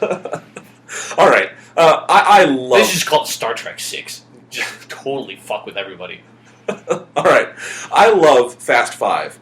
And I have never seen Fast 1 through 4. I don't know what you call them. It's the Fast and the Furious. Too Fast. Too Fast, Too Furious. The Fast and Furious Tokyo Drift. Then Fast and Furious, is that the next one? Yes. And then it's Fast 5? Yeah. Yeah. So, what the fuck? It's weird because... Furious and Fast, that's what they should call the next one. I know. I would just think it should be called Furious 6, because they did Fast 5... That would actually be a good one. Furious 6. And 7. Yeah. But, man, Fast 5, which was sort of produced in a way where you could come into it without any former knowledge of the series. Like, I know nothing about the first 4 movies, but I love Fast 5. It's just, the acting is so much fun from Vin Diesel and Dwayne Johnson, and to see them on screen together finally, fighting, and then at the end they team up, and friends become enemies become friends. It's a really great action movie, and it's got a lot of heart, and it's got great action sequences, and I think the movie doesn't get quite enough credit because as I understand it, the original Fast and Furious movies were pretty lame, but that was just a really good action movie. And it's maybe it's not a great film, but it is. I think it's a great action film, and I think it's a lot of fun. And I would love Fast 6, which is all the same people who did Fast 5 coming back to make another one, and definitely it could be fun, and I am excited to see it. So cool. You've never seen any of these? No, that's. I kind of was curious about Fast 5. I may pick it, just watch it someday if I'm just kind of bored. It seems like that kind of movie, where it's just I just have a couple of hours to kill. I'll just fucking watch Fast 5. Yeah, I'll bring the Blu-ray up sometime. It's good. Anyway, getting into June, I want to make fun of the first movie on this list, but we may need to talk about games first. Are there any June games? Fuck no. All right. This is the summer drought for games. I mean, there are games coming out, but none that are particularly notable. And then also this is going to be around with E3 and stuff, so this will be when we finally find out, okay, this is what the next Call of Duty game is going to be, and this is what the next Assassin's Creed game is going to be. Yes. So, June 7th is the film After Earth, which I would be excited for on every level because it's an interesting sci-fi story. It's got Will Smith and Jaden Smith. It's got Will Smith. Yeah, Will Smith's awesome. Jaden Smith's a good young actor, and it's got Will Smith. Yes. It looks like it's got good production values. But then the trailer comes up and it says, from M. Night Shyamalan, and you just know this is going to be awful. But then you see Will Smith and you're like, this might be okay. Because it's got Will Smith in it. Yeah, I agree. I want this movie to be good. I want M. Night Shyamalan to make a good movie. I just don't know why people care about him. He is a god-awful filmmaker. I have never seen a good M. Night Shyamalan movie. And I know people like The Sixth Sense. I have no interest in The Sixth Sense because I've heard the plot twist once and I figure that's the whole movie. So, whatever. I don't know. I feel like we've been burned too many times by this guy, and while I want to have an open mind about this project, I don't know why I should when he has never given any evidence that he could make this movie good. I have one fucking reason why you should have an open mind about this. Will Smith? How did you know? Jeez, dude.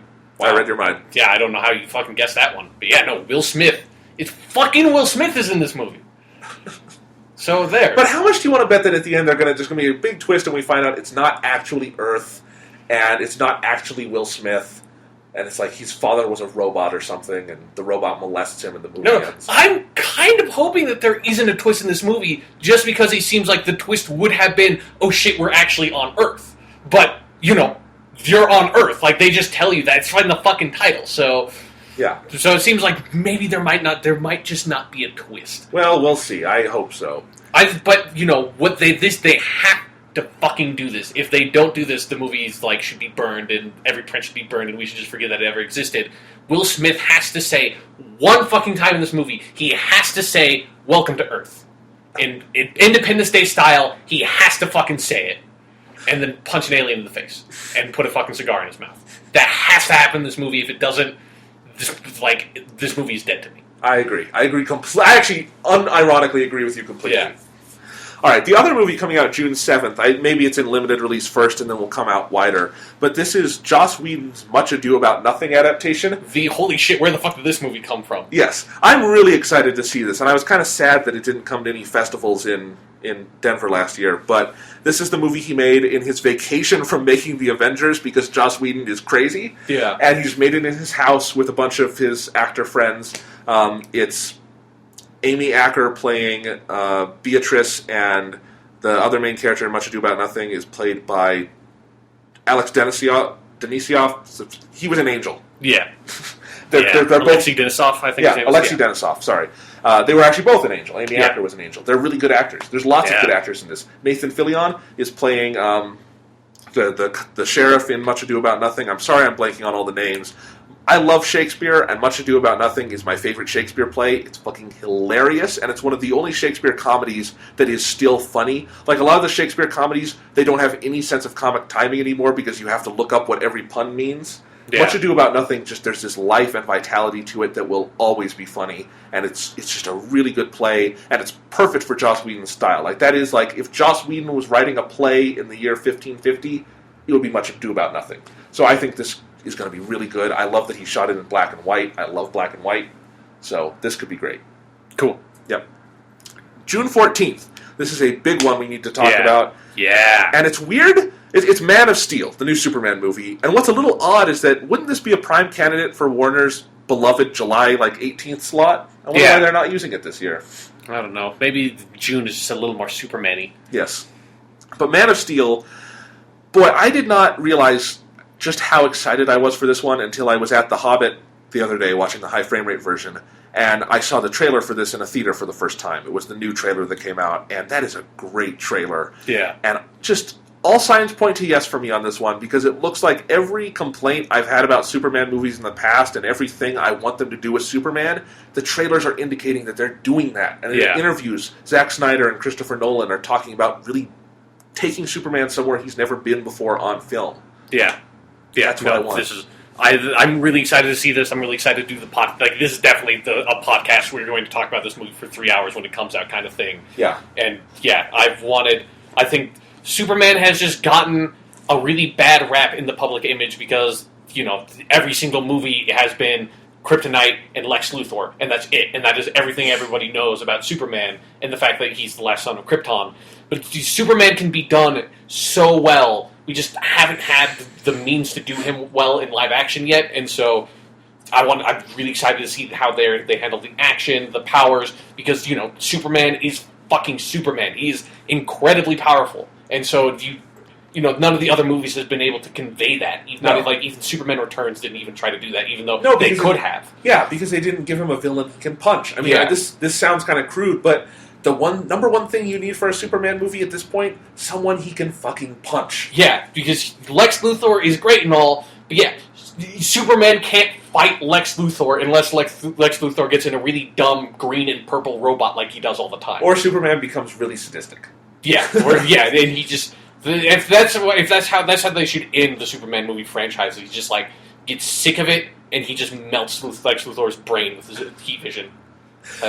But it looks like they're not even touching Lex Luthor in this movie. They're having General Zod as the villain again. And I know they've done General Zod before, but they absolutely did not use General Zod to his full potential in Superman 2. Yeah, because they didn't have, fucking two Kryptonians fighting on Earth. No. Yeah. And I say that I love the performance of General Zod in Superman 2. Yeah, no, definitely. The first two, Superman 1's a really well-done movie with maybe the worst ending to a movie I've ever seen where Superman turns back time. The single most implausible thing I have ever seen put on film is that fucking moment at the end of Superman 1. And Superman 2 has some good stuff in it, but it obviously was sort of messed up fucked up by the studios. So, but Superman deserves to have a good movie, and I think they're really, it looks like they really committed to making that movie, and I love all the casting. Michael Shannon as General Zod is going to be awesome. Yep. Amy Adams as Lois Lane, genius. Yep. We've got Lawrence Fishburne as Perry White. Interesting. Yeah, kind of weird, but fuck yeah. Hey, Lawrence Fishburne's awesome. He's fucking Morpheus. Yeah, man. So and then Henry. So maybe this is all just really a Matrix reboot. Yeah. The one major thing we really don't sort of know yet is that Henry Cavill is kind of an unknown. But that motherfucker looks like Clark Kent. He does, yeah. And in the trailers, it's just I kind of like the choices he's making. What I've seen so far from his performance, and man, I think Man of Steel. It's kind of like The Great Gatsby for me. I really want it to be good, and I really just want to see the movie and see what it is. So super looking forward to that one. Oh yeah. All right, God, June just goes on and on. June 21st. This is the weirdest set of movies coming out on the same day. That's a really weird pair. The pair is Monsters University, the new Pixar movie, and World War Z, the Brad Pitt zombie movie based on I forget the guy's name. Based on the novel that is not a novel you could make into a movie in 1,000 years, but it's based on it's Max Brooks. Yeah, Max Brooks. That's the guy. He also made the Zombie Survival Guide. Yes. So anyway, you want to make fun of Monsters University for a second, Sean? Yeah, let's do that. All right. I want to say right up front, I love Pixar, or I loved Pixar. I think from Toy Story all the way through Toy Story 3, and all those movies they made, nobody was making better children's entertainment in America than Pixar. Can we easily say that? Yeah. I mean, they respect their audience, they have artistic drive and motivation, and they enable great filmmakers, and then they made Cars 2. And I think a lot of people... here's what I think about Pixar. I'm not ready to declare Pixar dead, because it's only been 2 subpar movies they've made so far. Cars 2 and then Brave. And I know a lot of people wanted Brave to be good, and I think a lot of people sort of forced themselves to like Brave. Brave is a very generic, sort of boring, ambition-free movie that I think had good ideas, but then midway through the production they kicked the original director off and sort of just made a lot of fart jokes in the movie. So they pulled Superman 2. How relevant. Yeah. And I want Pixar to get back on track, but why I am so worried about Pixar is that they're just making sequels now. Yeah. It wouldn't before. The only thing they ever made sequels to before was Toy Story, right? Yeah, and the Toy Story sequels are better than Toy Story 1, and there was a clear reason to make more movies with those characters. Yeah, and then they also waited a really long time after each movie to make the sequels. Yeah, they waited until they had a story. Yeah. And, look, Monsters University could be good, and if it is, that would be great. I would love there to be another good Pixar movie. I just do not understand on any feasible level the motivation, A, to do a sequel to Monsters, Inc., which was such a self-contained movie, or B, to do a fucking prequel in college for kids with... What? Yeah. What is that? I don't fucking know, dude. I don't fucking know. I agree with you. I mean, I really like a lot of Pixar movies. I'm not as big on Pixar as a lot of people, but yeah, this is like weird. All of a sudden that, Cars 2 is one thing, at least...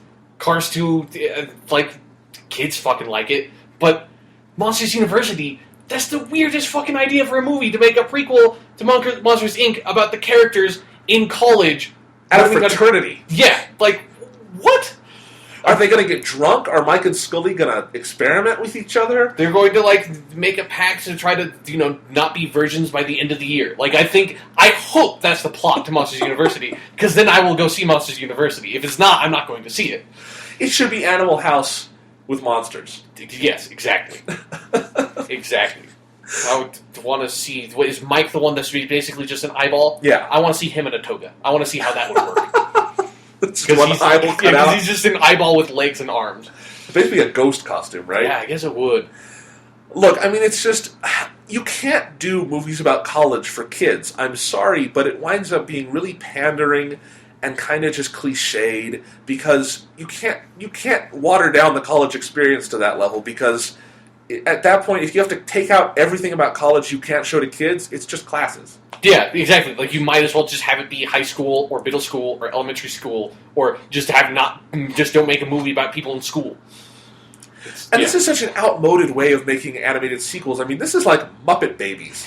You just go back and all right, we'll just take the characters and do them younger. Yeah.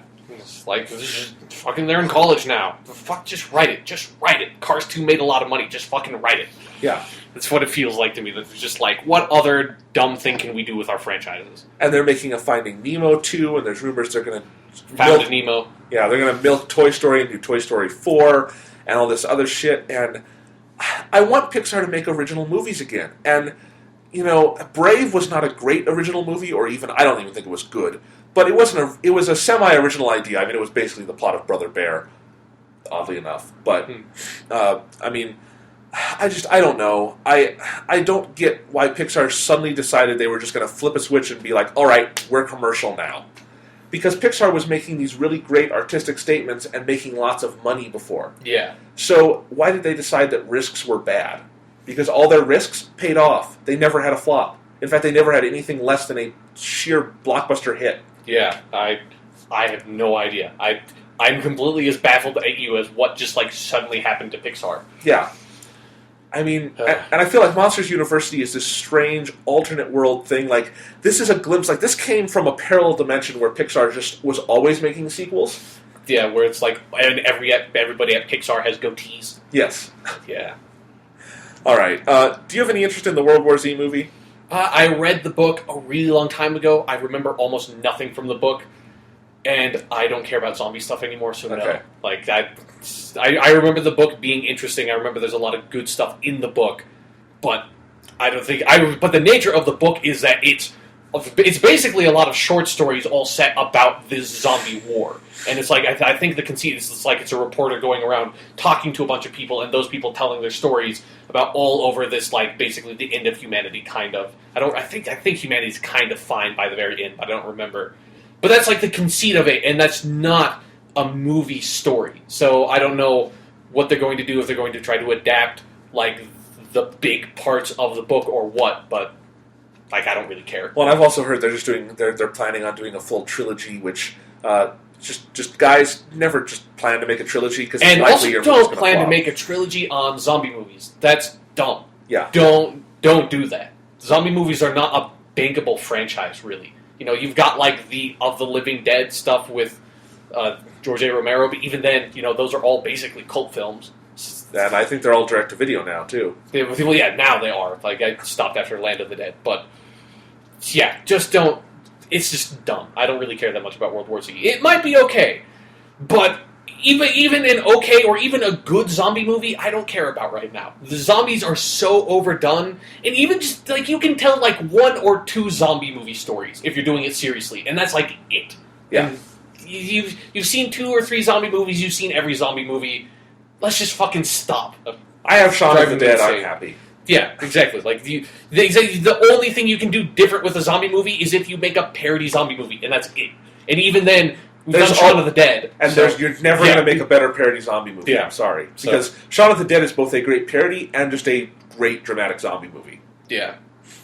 So, yeah, I mean, me playing the Walking Dead game was about as much zombie as I need for, like, 2 years. Yeah. Because, I don't know, until somebody figures out how to do something new with it, or someone just makes a good zombie movie again, because they're so cliched at this point, they don't even know how to make a good one anymore. So, yeah. Maybe World War Z will be that. Maybe it won't. Maybe it won't. It's hard to say. Yeah, definitely, like, I am curious to see how good it will be. I will almost definitely not see it, but I'm curious to see what the reactions are going to be when it does come out. Yeah. All right, June refuses to stop. The next movie is Kick-Ass 2. And I'm looking forward to this, because I liked the first Kick-Ass a lot. It was creative, it was fun. It was very different than anything else out at the time. Yeah. And I think Kick-Ass 2, it sounds like they are really, really going, as the title suggests. I think the full title is like Kick-Ass 2, Balls to the Wall. It sounds like they're kind of going balls to the wall with this one. It's got fucking Jim Carrey in it, playing a superhero. That's awesome. Yeah. And I'm really excited for it. I think... This one's kind of being underestimated so far, because I don't know if people quite know just what the plot content for this is, but it sounds really fun. I think they're going further with all the elements people liked in the first one. I'm excited to see Hit Girl again. Yeah. Excited to see how bad Red Mist becomes, all those sorts of things. So I'm excited for this one. Yeah, I am too. Yeah. I put this other one on here because it kind of sounded interesting to me. Roland Emmerich is making a movie with Channing Tatum called White House Down. I've not heard about this at all. I just heard about it when I was looking through the schedule, and I guess it's a Roland Emmerich movie. He usually makes, big disaster movies, like 2012. But it's weirdly enough did not come out in 2012. That still bugs me to this day. Oh, absolutely. That they had the perfect movie date gimmick. Like, when that happened, when December 21st, 2012 came by, I was like, why didn't 2012 the movie come out on this day? Yeah. What is wrong with this world? Oh, well. Why did 2012 have to be made in the first place? It had to be made but it had to be made to come out on December 21st, 2012. And how great would it have been if the world had actually ended and that was like the last theatrical movie release was this like dumb movie about how the world is ending on that dumb day? Sadly, that did not happen. It couldn't have happened. But. Well, I guess White House Down is just an action movie about terrorists attacking the White House and Channing Tatum defending the White House.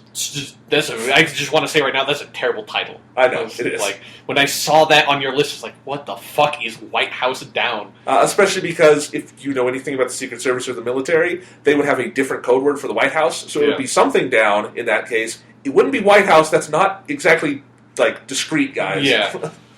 All right, but June is over. Are there any games for July? Nope. All right. July starts on July 5th with a movie I am really, really apathetic about because it has some of the worst trailers I've ever seen. The apathy for this movie is absolutely overwhelming, so I will not talk anymore. Okay. It's The Lone Ranger. Sean? No? Okay. Sean's not talking. Lone Ranger... I don't care. Lone Ranger is the film by Gore Verbinski, starring Johnny Depp doing a really racist performance as a Native American named Tonto. It's from the old TV and radio series Lone Ranger. Armie Hammer stars as the Lone Ranger. I could not care less. Moving on. Should we say anything else about this? It's such a weird idea, because here's the thing. The people who remember Lone Ranger and are legitimately old enough to have any affection for that series will not see this movie because it's too big and hyperactive and CGI prone for them to enjoy. The people who this movie is aimed at, then, are younger people who would go spend money on a movie. None of them have any idea what Lone Ranger is. None of them are probably interested in Westerns. And they have spent nearly $300 million making this movie. How does Disney have this much money to flush down the toilet? I don't know. I just don't know anymore. I don't care. Also coming out on July 5th is Despicable Me 2. I also don't care about that. But I don't care either. Lone Ranger. I don't care either. And the thing is, Despicable Me 1 is a great kids movie. It is a really, really good movie.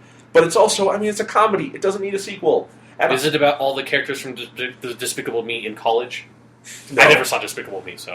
And the thing is, Despicable Me is inherently unfit to have a sequel, because the whole arc of the movie is that Gru, the main character voiced by Steve Carell, is an aspiring supervillain, and he has to take care of these three little girls, and his heart melts, and he becomes a good guy at the end. So, the second one shouldn't be called Despicable Me, because he's not despicable anymore. Or it is those girls get killed, and he goes on a crazy vengeance spree. That's what that movie should be about. That's despicable. It's the reverse. He becomes despicable again by the end of the movie. I would actually like to see that. Yeah. All right. Yeah. July 12th. Pacific Rim. Yeah, finally it's something I fucking care about. Pacific Rim. Go. Okay, yes, Guillermo del Toro movie, which has been sort of, seems like, there's the Mama movie that's coming out. But he didn't direct that. No, he didn't direct that. But yeah, no, Guillermo del Toro directing Pacific Rim. This is the first movie he has made since Hellboy 2. Yeah, dude, it's been a fucking while. Yeah, it's too bad because he was going to make the Hobbit movies, and that's right. That kind of tied him up for a long time.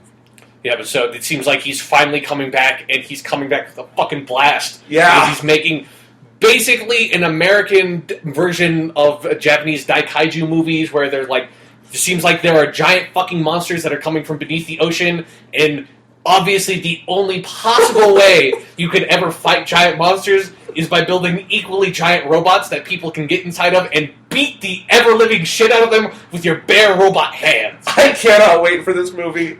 Yeah, no, I am super fucking excited. It seems like they totally understand how cheesy and awesome the premise is, and they're just going for it. It's got Gladys. Yeah, the Ellen McLean, the voice actress from Portal, who voices the very well-known Gladys AI character, is also voicing an AI in this movie. With the same voice filter. Yeah, basically the exact same voice filter. It just seems so gleefully silly, and I love it. I cannot wait. Yeah, it's got... The only thing I have to say about this movie that's sort of negative is, why is it called Pacific Rim? It's such a weird title that does not evoke anything about the movie at all. It'll be really easy for the porn industry to make the porn spin-off. Yeah, exactly. It's like, it just makes you think of that, or it makes you think like it has maybe... Like, when I heard the title of a movie, Pacific Rim, I thought, like, is it like a World War II movie set in, like, the Pacific Theater or something like that? Like, it just seemed really weird. Strange title, but at the end of the day, who gives a shit? It's a movie about dudes and giant fucking robots beating the shit out of giant fucking monsters. So this is what America needs. Exactly. This is what humanity needs. Turns out that on July 12th, there's also the highly anticipated Adam Sandler sequel, Grown Ups 2, and I have one note by this in my notes, and it is, what the fuck? So on that day, are you going to see Pacific Rim, or are you going to go see Grown Ups 2? I will see Grown Ups 2 and piss on the screen. Because I hate Adam Sandler so much at this point. He's a fucking leech. And I'm sure he seems like a nice guy, but I have to question if he's actually a nice guy because all he makes are shitty movies, and he asks us to pay for those shitty movies, and he never tries to make anything better. It's stupid. Yeah. I fucking hate his movies. That's my boy, ruined me. I don't even want to see a good Adam Sandler movie anymore. I want him to go away and never make a movie again, and I don't know, go give all his money to charity and go live as a monk in India. I don't care. Well, so he can live in India. That's going to be the plot of the next Adam Sandler movie. Is his character gives all his money away to charity and lives as a monk in India to make fart jokes. Exactly. Yeah. No. All right. July 26th, another movie that could go either way, but I am very, very optimistic and excited for, and it is The Wolverine, the new Wolverine spin-off movie from X-Men. It was originally conceived sort of as a sequel to the X-Men Origins movie, but when that came out and everyone hated it, they kind of changed gears. This was originally developed by Darren Aronofsky, who is a phenomenal director, and it's basically the Wolverine in Japan storyline that's very popular from the comics. But basically what their whole idea with this is that it's not quite a reboot or anything, but it is its own thing, and that's why they've called it The Wolverine. It exists outside the continuity. I guess it officially takes place after X-Men The Last Stand, but it will not be referencing anything else. It'll just be a Wolverine movie on its own with no continuity ties, which to me seems like the perfect way to do it. Yeah. Because X-Men Origins, part of what sucked is that it was so beholden to its stupid prequel status, which we didn't even need because X-Men 2 did the entire story. Yeah. Wolverine.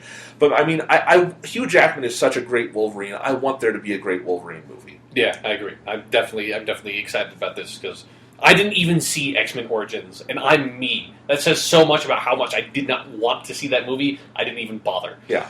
But it's kind of like the X-Men movie franchise is very quickly becoming like the most confusing fucking movie franchise. I know. Because now we've got X-Men First Class. There's X-Men Origins Wolverine, then X-Men, X2, X-Men 3 Last Stand, and then now this, and then they're also making X-Men First Class 2. X-Men Days of Future Past. Is the X-Men Second Class. Yeah.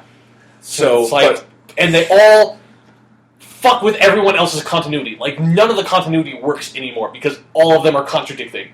So it's crazy. Yeah. But I really want the Wolverine to be good. Yeah. It is going to be directed by James Mangold, who has made some good movies. One of my favorite movies of the last decade was, I mean, maybe not favorite overall, but I really loved it, was 3:10 to Yuma. Oh, yeah, that was good. Yeah, Russell Crowe and Christian Bale, and it's just a really damn good Western, and I feel like that's exactly the skill set you would need to do this Wolverine movie. Yeah. So, I think it's going to be good. Yep. All right. August 2nd, we're going into August now with movies. I assume there's no major video games? Nope. At this time, I presume I will be playing whatever games I got off the Steam Summer Sale on my PC. So. Yes. August, again, there are just so many fucking sequels coming out. The first one is, I didn't even know this was actually coming out. Holy shit. The 300 prequel, Rise of an Empire, I guess that's actually getting made. Jeez. Like, I've always heard about that, but I never thought that they were actually doing it. Yeah. So I'm going to look it up here and see. I don't even know who's directing it. I think I heard that this guy Sullivan Stapleton is starring in it. It's the second movie. I heard that on an unrelated podcast about TV, but yeah, I guess that everyone really wanted. Well, yeah, because that makes sense. Let's make a sequel to 300 where everybody dies. Because, it's the fucking Battle of Thermopylae. It's something that, like, how do you make a sequel to it? Like, it's not like a hugely historically accurate film, but, that shit basically actually happened. You can't, that's just dumb. You can't, like, fuck with that. Yeah. Alright, so I guess it's got directed by this guy, Noam Murrow, who has no Wikipedia entry. Produced by Zack Snyder, co-written by Zack Snyder. It stars Eva Green. I love Eva Green. I will see this movie. Eva Green is one of my favorite actresses. I hope this movie is good now. But yeah, I don't quite get making a sequel to 300, especially this late. Does anyone care about the 300 brand name at this point? No, definitely not. I mean, 300 was just a dumb kind of fun action movie. Like that's all it was. I don't understand why this movie is existing. Oh, it's still got Lena Headey in it, back from the first movie. That's kind of the first thing I saw her in. Anyway, well, we'll see about this one. It doesn't even have because it's a prequel, it doesn't even have Leonidas in it. That's kind of weird. Yeah. So wait, it has Lena Headey but not Leonidas? She was her... What? Okay, I don't get what this movie is anymore. It says the film will also cover backstory of Xerxes. It'll be the Battle of Artemisium. All right, well, we need to see a trailer for this. I want to know what this movie is. Also on August 2nd, we have Red 2, the sequel to the geriatric action movie Red. Oh, I forgot that movie existed. Yeah. So that's coming out.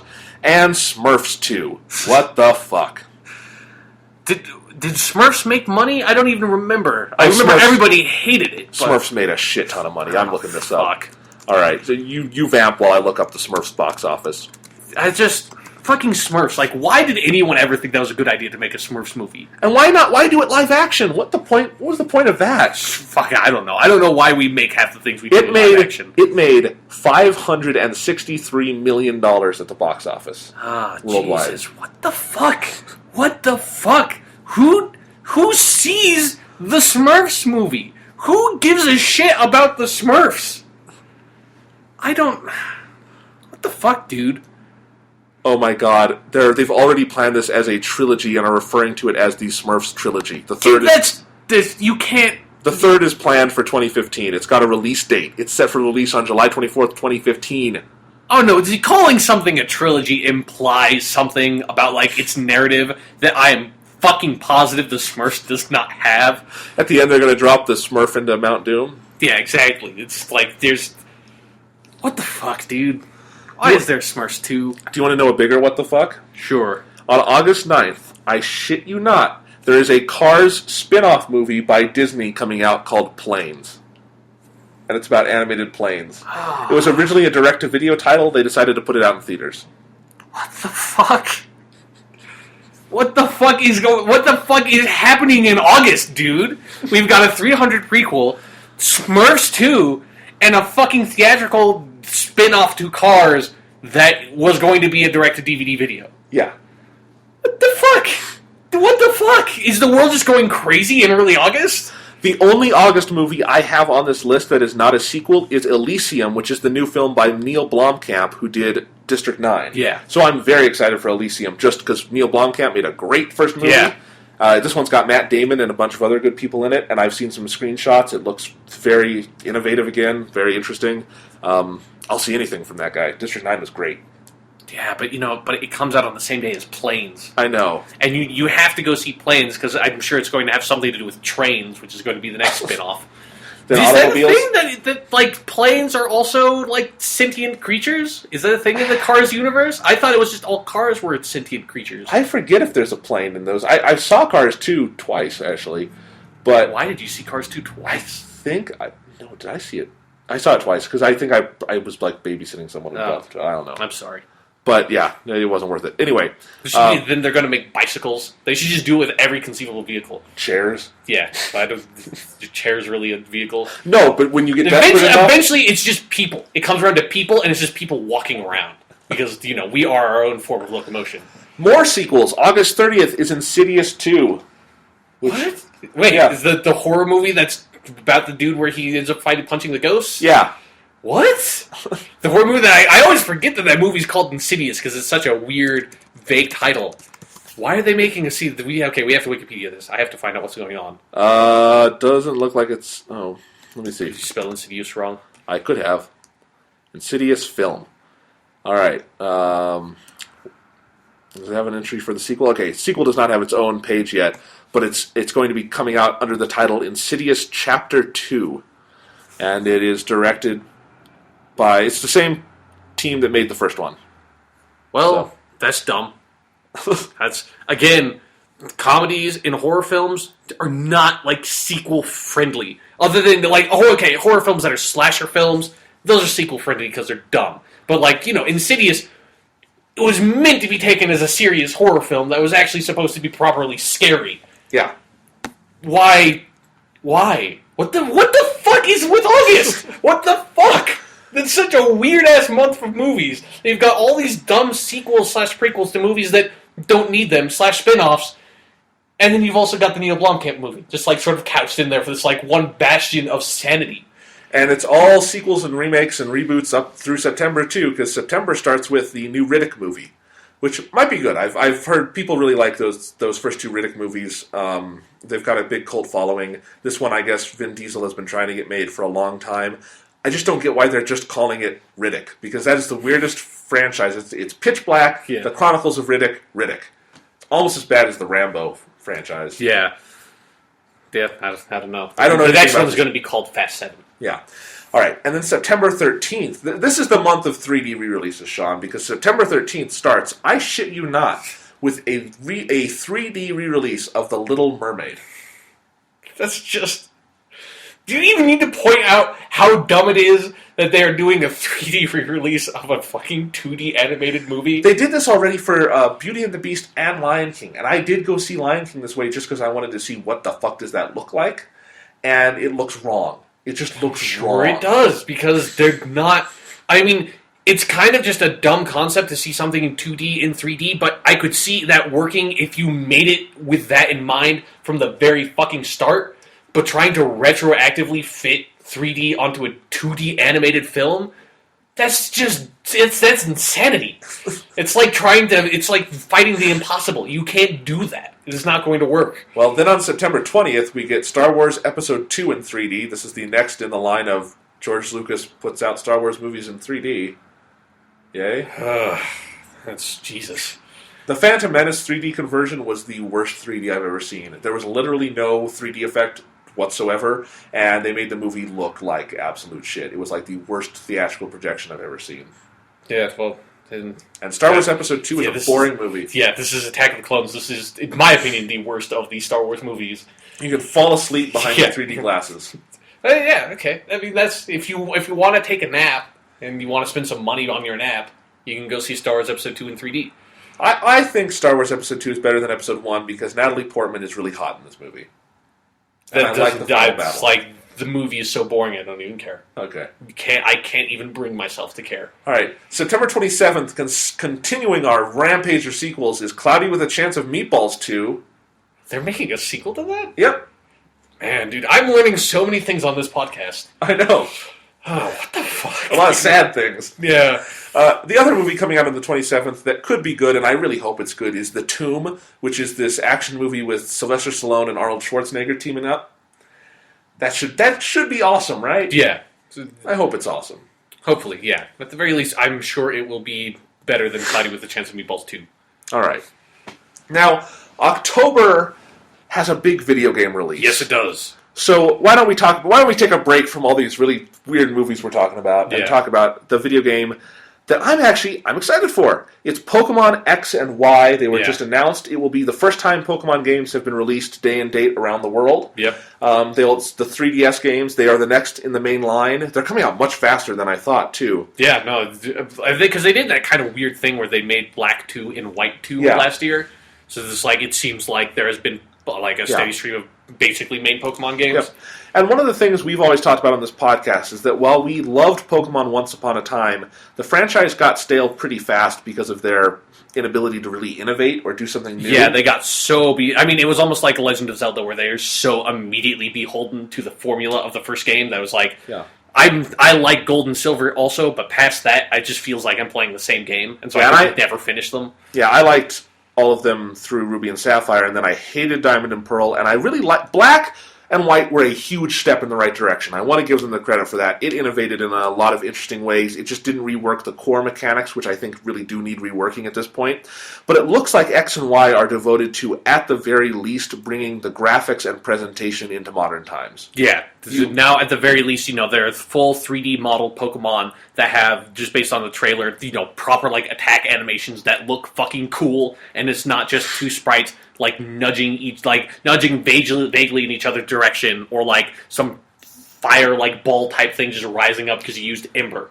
Yeah. It's like the battle effects always seemed really fucking cheap. Yeah. And now it's like, these monsters are fighting each other.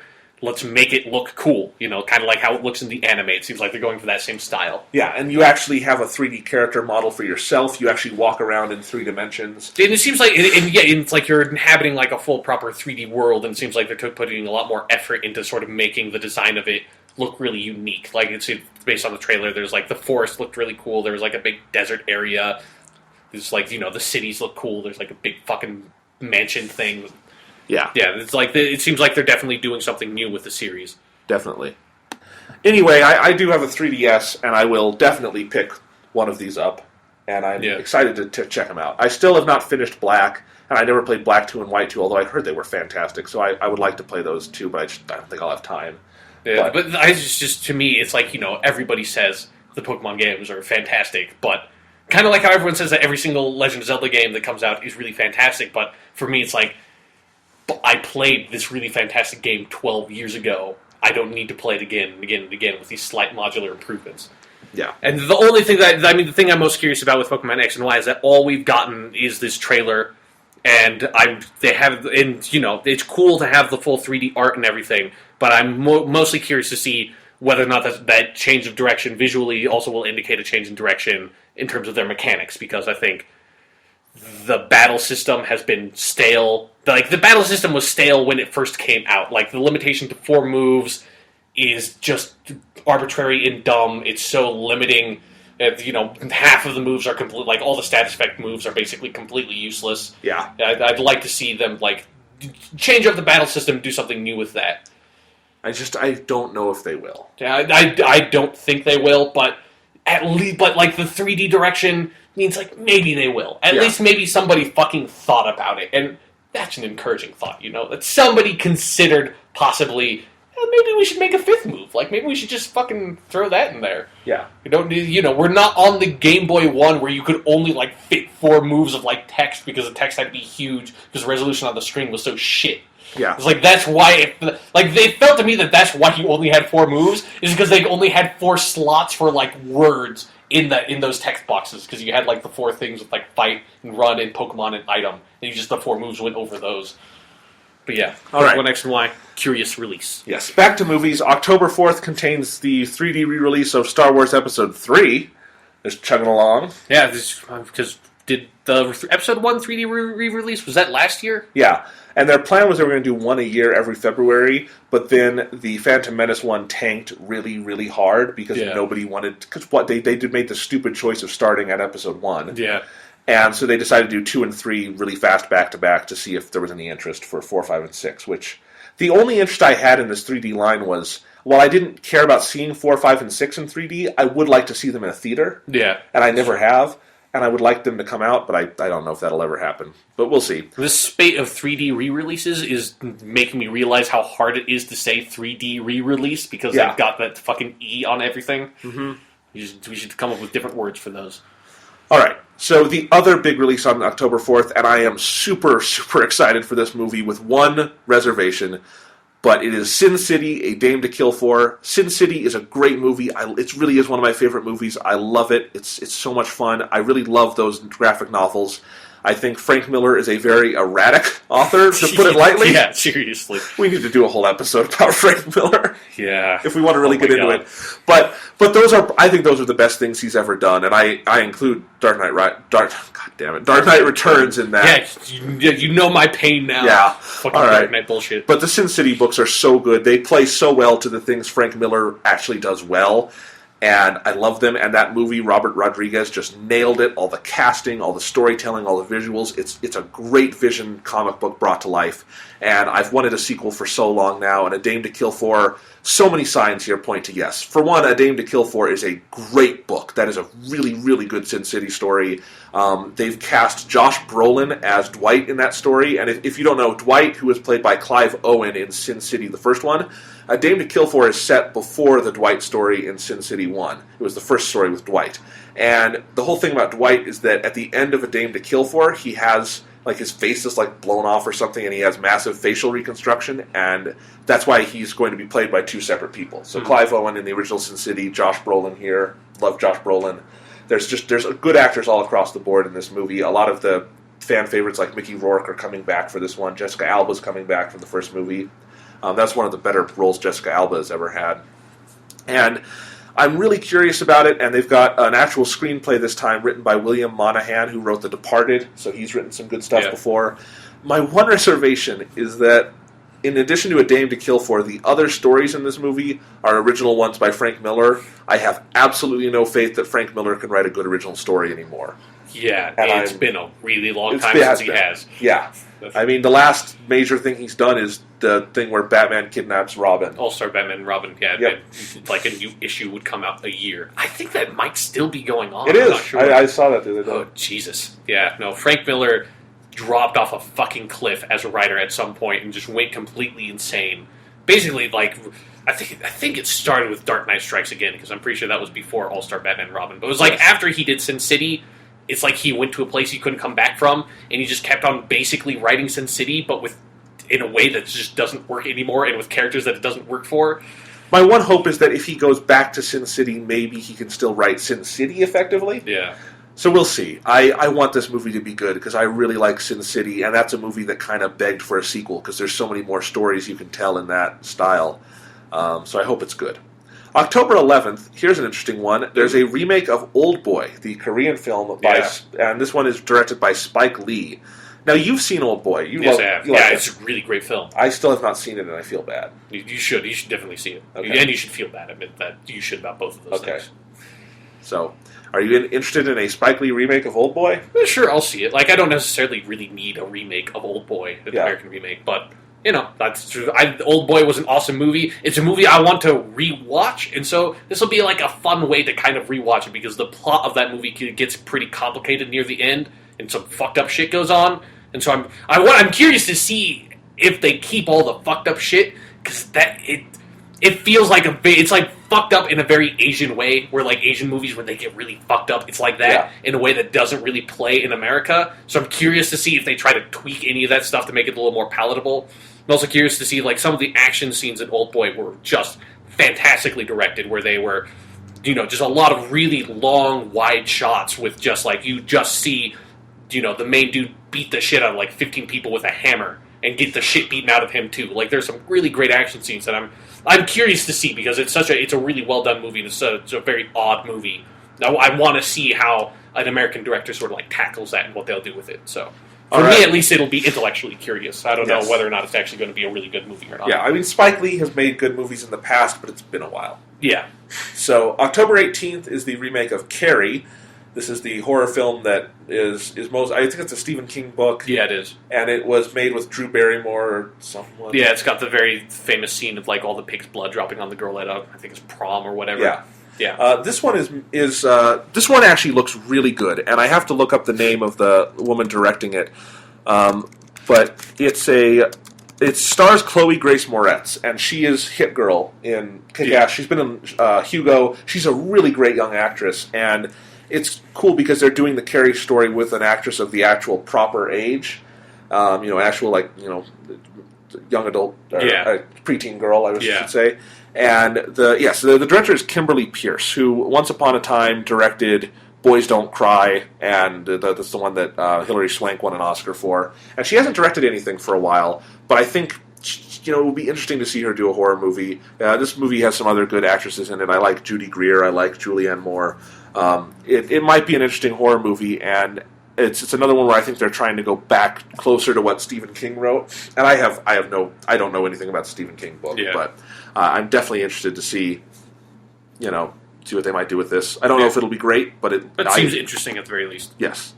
October 25th is Paranormal Activity 5. Who gives a shit? Jesus. They're never going to stop. I can't believe it's already 5. Like, it just seems like yesterday that Paranormal Activity 1 came out. But here's one of my most anticipated movies of the year, Sean. The World's End. This is the new film from Edgar Wright, starring Sean Pegg. That would be a very different movie if it was Sean Penn instead of Sean Pegg. Or Simon Pegg. Simon Pegg. I got his name completely wrong. Yeah, no. And then you made me get it wrong too, asshole. Sorry. It's Simon Pegg and Nick Frost. I'm sorry. I'm tired. Simon Pegg and Nick Frost, and this is sort of the third in their line of movies like Shaun of the Dead, Hot Fuzz, and now The World's End. And I guess it's got an apocalyptic element, and they're kind of parodying that, but it's also got some dramatic elements. They're trying to go back to this bar that they loved when they were younger. It looks really good. We don't know anything about it. Just everything I've heard and the way they've talked about it and how it's been a passion project for years. I am very, very excited to see this. I mean, I will see anything Edgar Wright does. He's one of my favorite directors working today. Shaun of the Dead and Hot Fuzz were both fucking awesome, so I'm sure this will be too. Oh, yeah. So, then we get into November. Do you have anything on the list for games in November? I mean, I'm sure there will be a lot of games that will come out in November, but they're all going to be announced at E3. Right. I mean, this will be Look for the next Call of Duty and probably Assassin's Creed in November, I'm sure. Maybe for new consoles. Yeah. We'll see. November 1st is Ender's Game. This is a movie that I think a lot of people have been waiting for a while. It seems like that movie was in production hell for a really long time. Yeah, but it's got a really good cast. Also got Harrison Ford in it. Yes, it does. It's got Asa Butterfield, who is the main character in Hugo. He's a really good young actor. He's playing Ender. That's a fantastic name. Asa Butterfield? Yeah. Yeah. So it sounds like he should be the character in a Harry Potter thing. I've never read Ender's Game, but as I understand it, it's a really good book. Yeah, it's a fantastic sci-fi novel. So. Hopefully it'll make a good movie. Yeah. I like the sequel of the book, Speaker for the Dead, even more, so hopefully they can end up making that movie too. And they can stop after that, because they get awful after that. But. Okay, just 2 movies. Yeah. Also on November 1st is the new DreamWorks animated movie, Mr. Peabody and Sherman. Yep, they made it. Mr. Peabody and Sherman, if you don't know, because really, there's no possible reason you should know unless you're 60 years old. Pretty obscure. Is that Mr. Peabody and Sherman were side characters on Rocky and Bullwinkle, the old Rocky and Bullwinkle cartoon. They were not in the Rocky and Bullwinkle stories, but sometimes they would air like a 5-minute short within a Rocky and Bullwinkle episode that would have Mr. Peabody and Sherman. Sounds like a great idea for a movie, right, Sean? Yeah, Jonathan. Let's take one of the most obscure fucking animated things we can find and make a full feature film out of it. Why would you bank on this as a franchise? It makes no sense. I don't know. They have the rights to it. That's why. They have the rights to it, so... Fuck it. November 8th, Thor, The Dark World. Fuck yeah! Yeah! More Thor. I'm so excited. More Thor. This is directed by Alan Taylor, taking over for Kenneth Branagh. Alan Taylor was the lead director on HBO's Game of Thrones for its first season and part of its second. And he is a really, really good TV director. I think his skills will translate very well to Thor. I want to see more Chris Hemsworth and Natalie Portman and just that world and maybe explore more of the universe of Thor. Yes, and then, the 9 realms of in the fiction. I mean, it seems like with the Dark World there, I think it's Svartalfheim. Or it might not actually be Svartalfheim, but Svartalfheim is one of the realms. It'll be interesting to see them delving more into the Asgard type universe. Yep. I just love that we're getting more Marvel movies. Yeah, definitely. And 2 a year, that's going to be fun. Yeah, again, just like with Iron Man 3, I'm also really excited just to see how because now that they've done it once, how they're going to handle tying all this stuff in for Avengers 2. Yeah. The second time around, because you've already got this sort of pretty heavy continuity going on here. So I'm curious to see how they'll handle that. All right, so November 22nd is the second Hunger Games movie, Catching Fire. I just want to note, I think they did something, I like that they decided just to title the movies in this franchise The Hunger Games, Catching Fire, not do any gimmicks beyond that. Yeah. Like trying to rename Twilight the Twilight Saga. In any case, I liked the first Hunger Games an awful lot, even though I was kind of tepid on the book. And I'm a little worried about the sequel because I think the number one reason I liked the first movie was the director, Gary Ross, did such a good job at sort of making an artistic, really well-done version of that story and really improving on the book. And I feel like now that he did that and it's so successful and Gary Ross left the project because they wanted to make this movie so fast and he said, I can't make a good movie that fast. Mm-hmm. I'm a little worried they're just going to do a paint-by-numbers sequel where they just adapt the book word for word, and I don't have much of an interest in that because I think the books are a solid foundation, but I think they need a lot of work to be good movies. And I think Gary Ross did that work pretty well. The director of this movie is Francis Lawrence. I know the last name is Lawrence because it's the same as the star of the movie, Jennifer Lawrence. And just kind of funny. That's a trivia fun fact for you. Yes. And the only thing I know that director from is he did I Am Legend, which was, I guess that was well directed. My problems with I Am Legend, I guess, are in the scripting department. So. Yeah, definitely. With how they ended that movie. Yeah, so I would like this movie to be good. The cast they assembled for the first Hunger Games is great. Jennifer Lawrence is fantastic, and I'd like to see more of that cast. So, hope this is good. All I know is that it will make a metric shit ton of money. Yeah, no, definitely. Yeah. Getting into December, we've got The Hobbit, The Desolation of Smaug. Not much more we can say about this. We have talked about The Hobbit an awful lot, and I'm expecting the second movie to be like 10 times as good as the first. Yeah, because they're tackling the most interesting material, I think, with the second movie. So, yeah. Yeah, and then excited now. I know I will want to see this in 3D 48 frames per second. Yep, so me too. It'll be fun being able to see that for the movie for the first time. Yep. All right, and December 20th is a sequel that I am actually excited for, even though normally I wouldn't be, and that is Anchorman: The Legend Continues. We've talked before about how comedies should not have sequels. Yeah. I do think doing an Anchorman sequel 10 years later, and they've talked about their idea to have it be set in, if the first one was the 70s, do this one in the 80s and sort of reference how news changed from the 70s to the 80s. Yeah. I think you could. I think these characters are good enough, and that world is fun enough that you could make a good sequel, and it's all the original people coming back.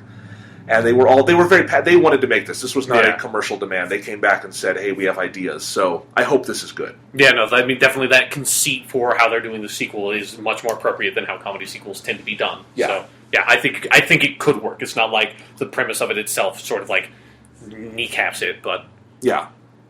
So I think that's all we're going to talk about on this podcast for movies. There are a couple of ones that don't have release dates yet that I thought about talking about, but I think we're going to cut it off there because we've been talking for a while. Yeah. And, that's the year-end preview. Mm-hmm. Hope this was a fun episode. Yeah, it's kind of it's a weird thing with the video games is because we don't I'm sure this is going to be a pretty crazy year with video games with the new console announcements and everything, but we'll have to wait and see with when that stuff comes out to be able to actually really talk about that. Yep. So I'm sure that will be a podcast in the near future. All right. Can you say off the top of your head, what of everything we talked about today, what are you most excited for?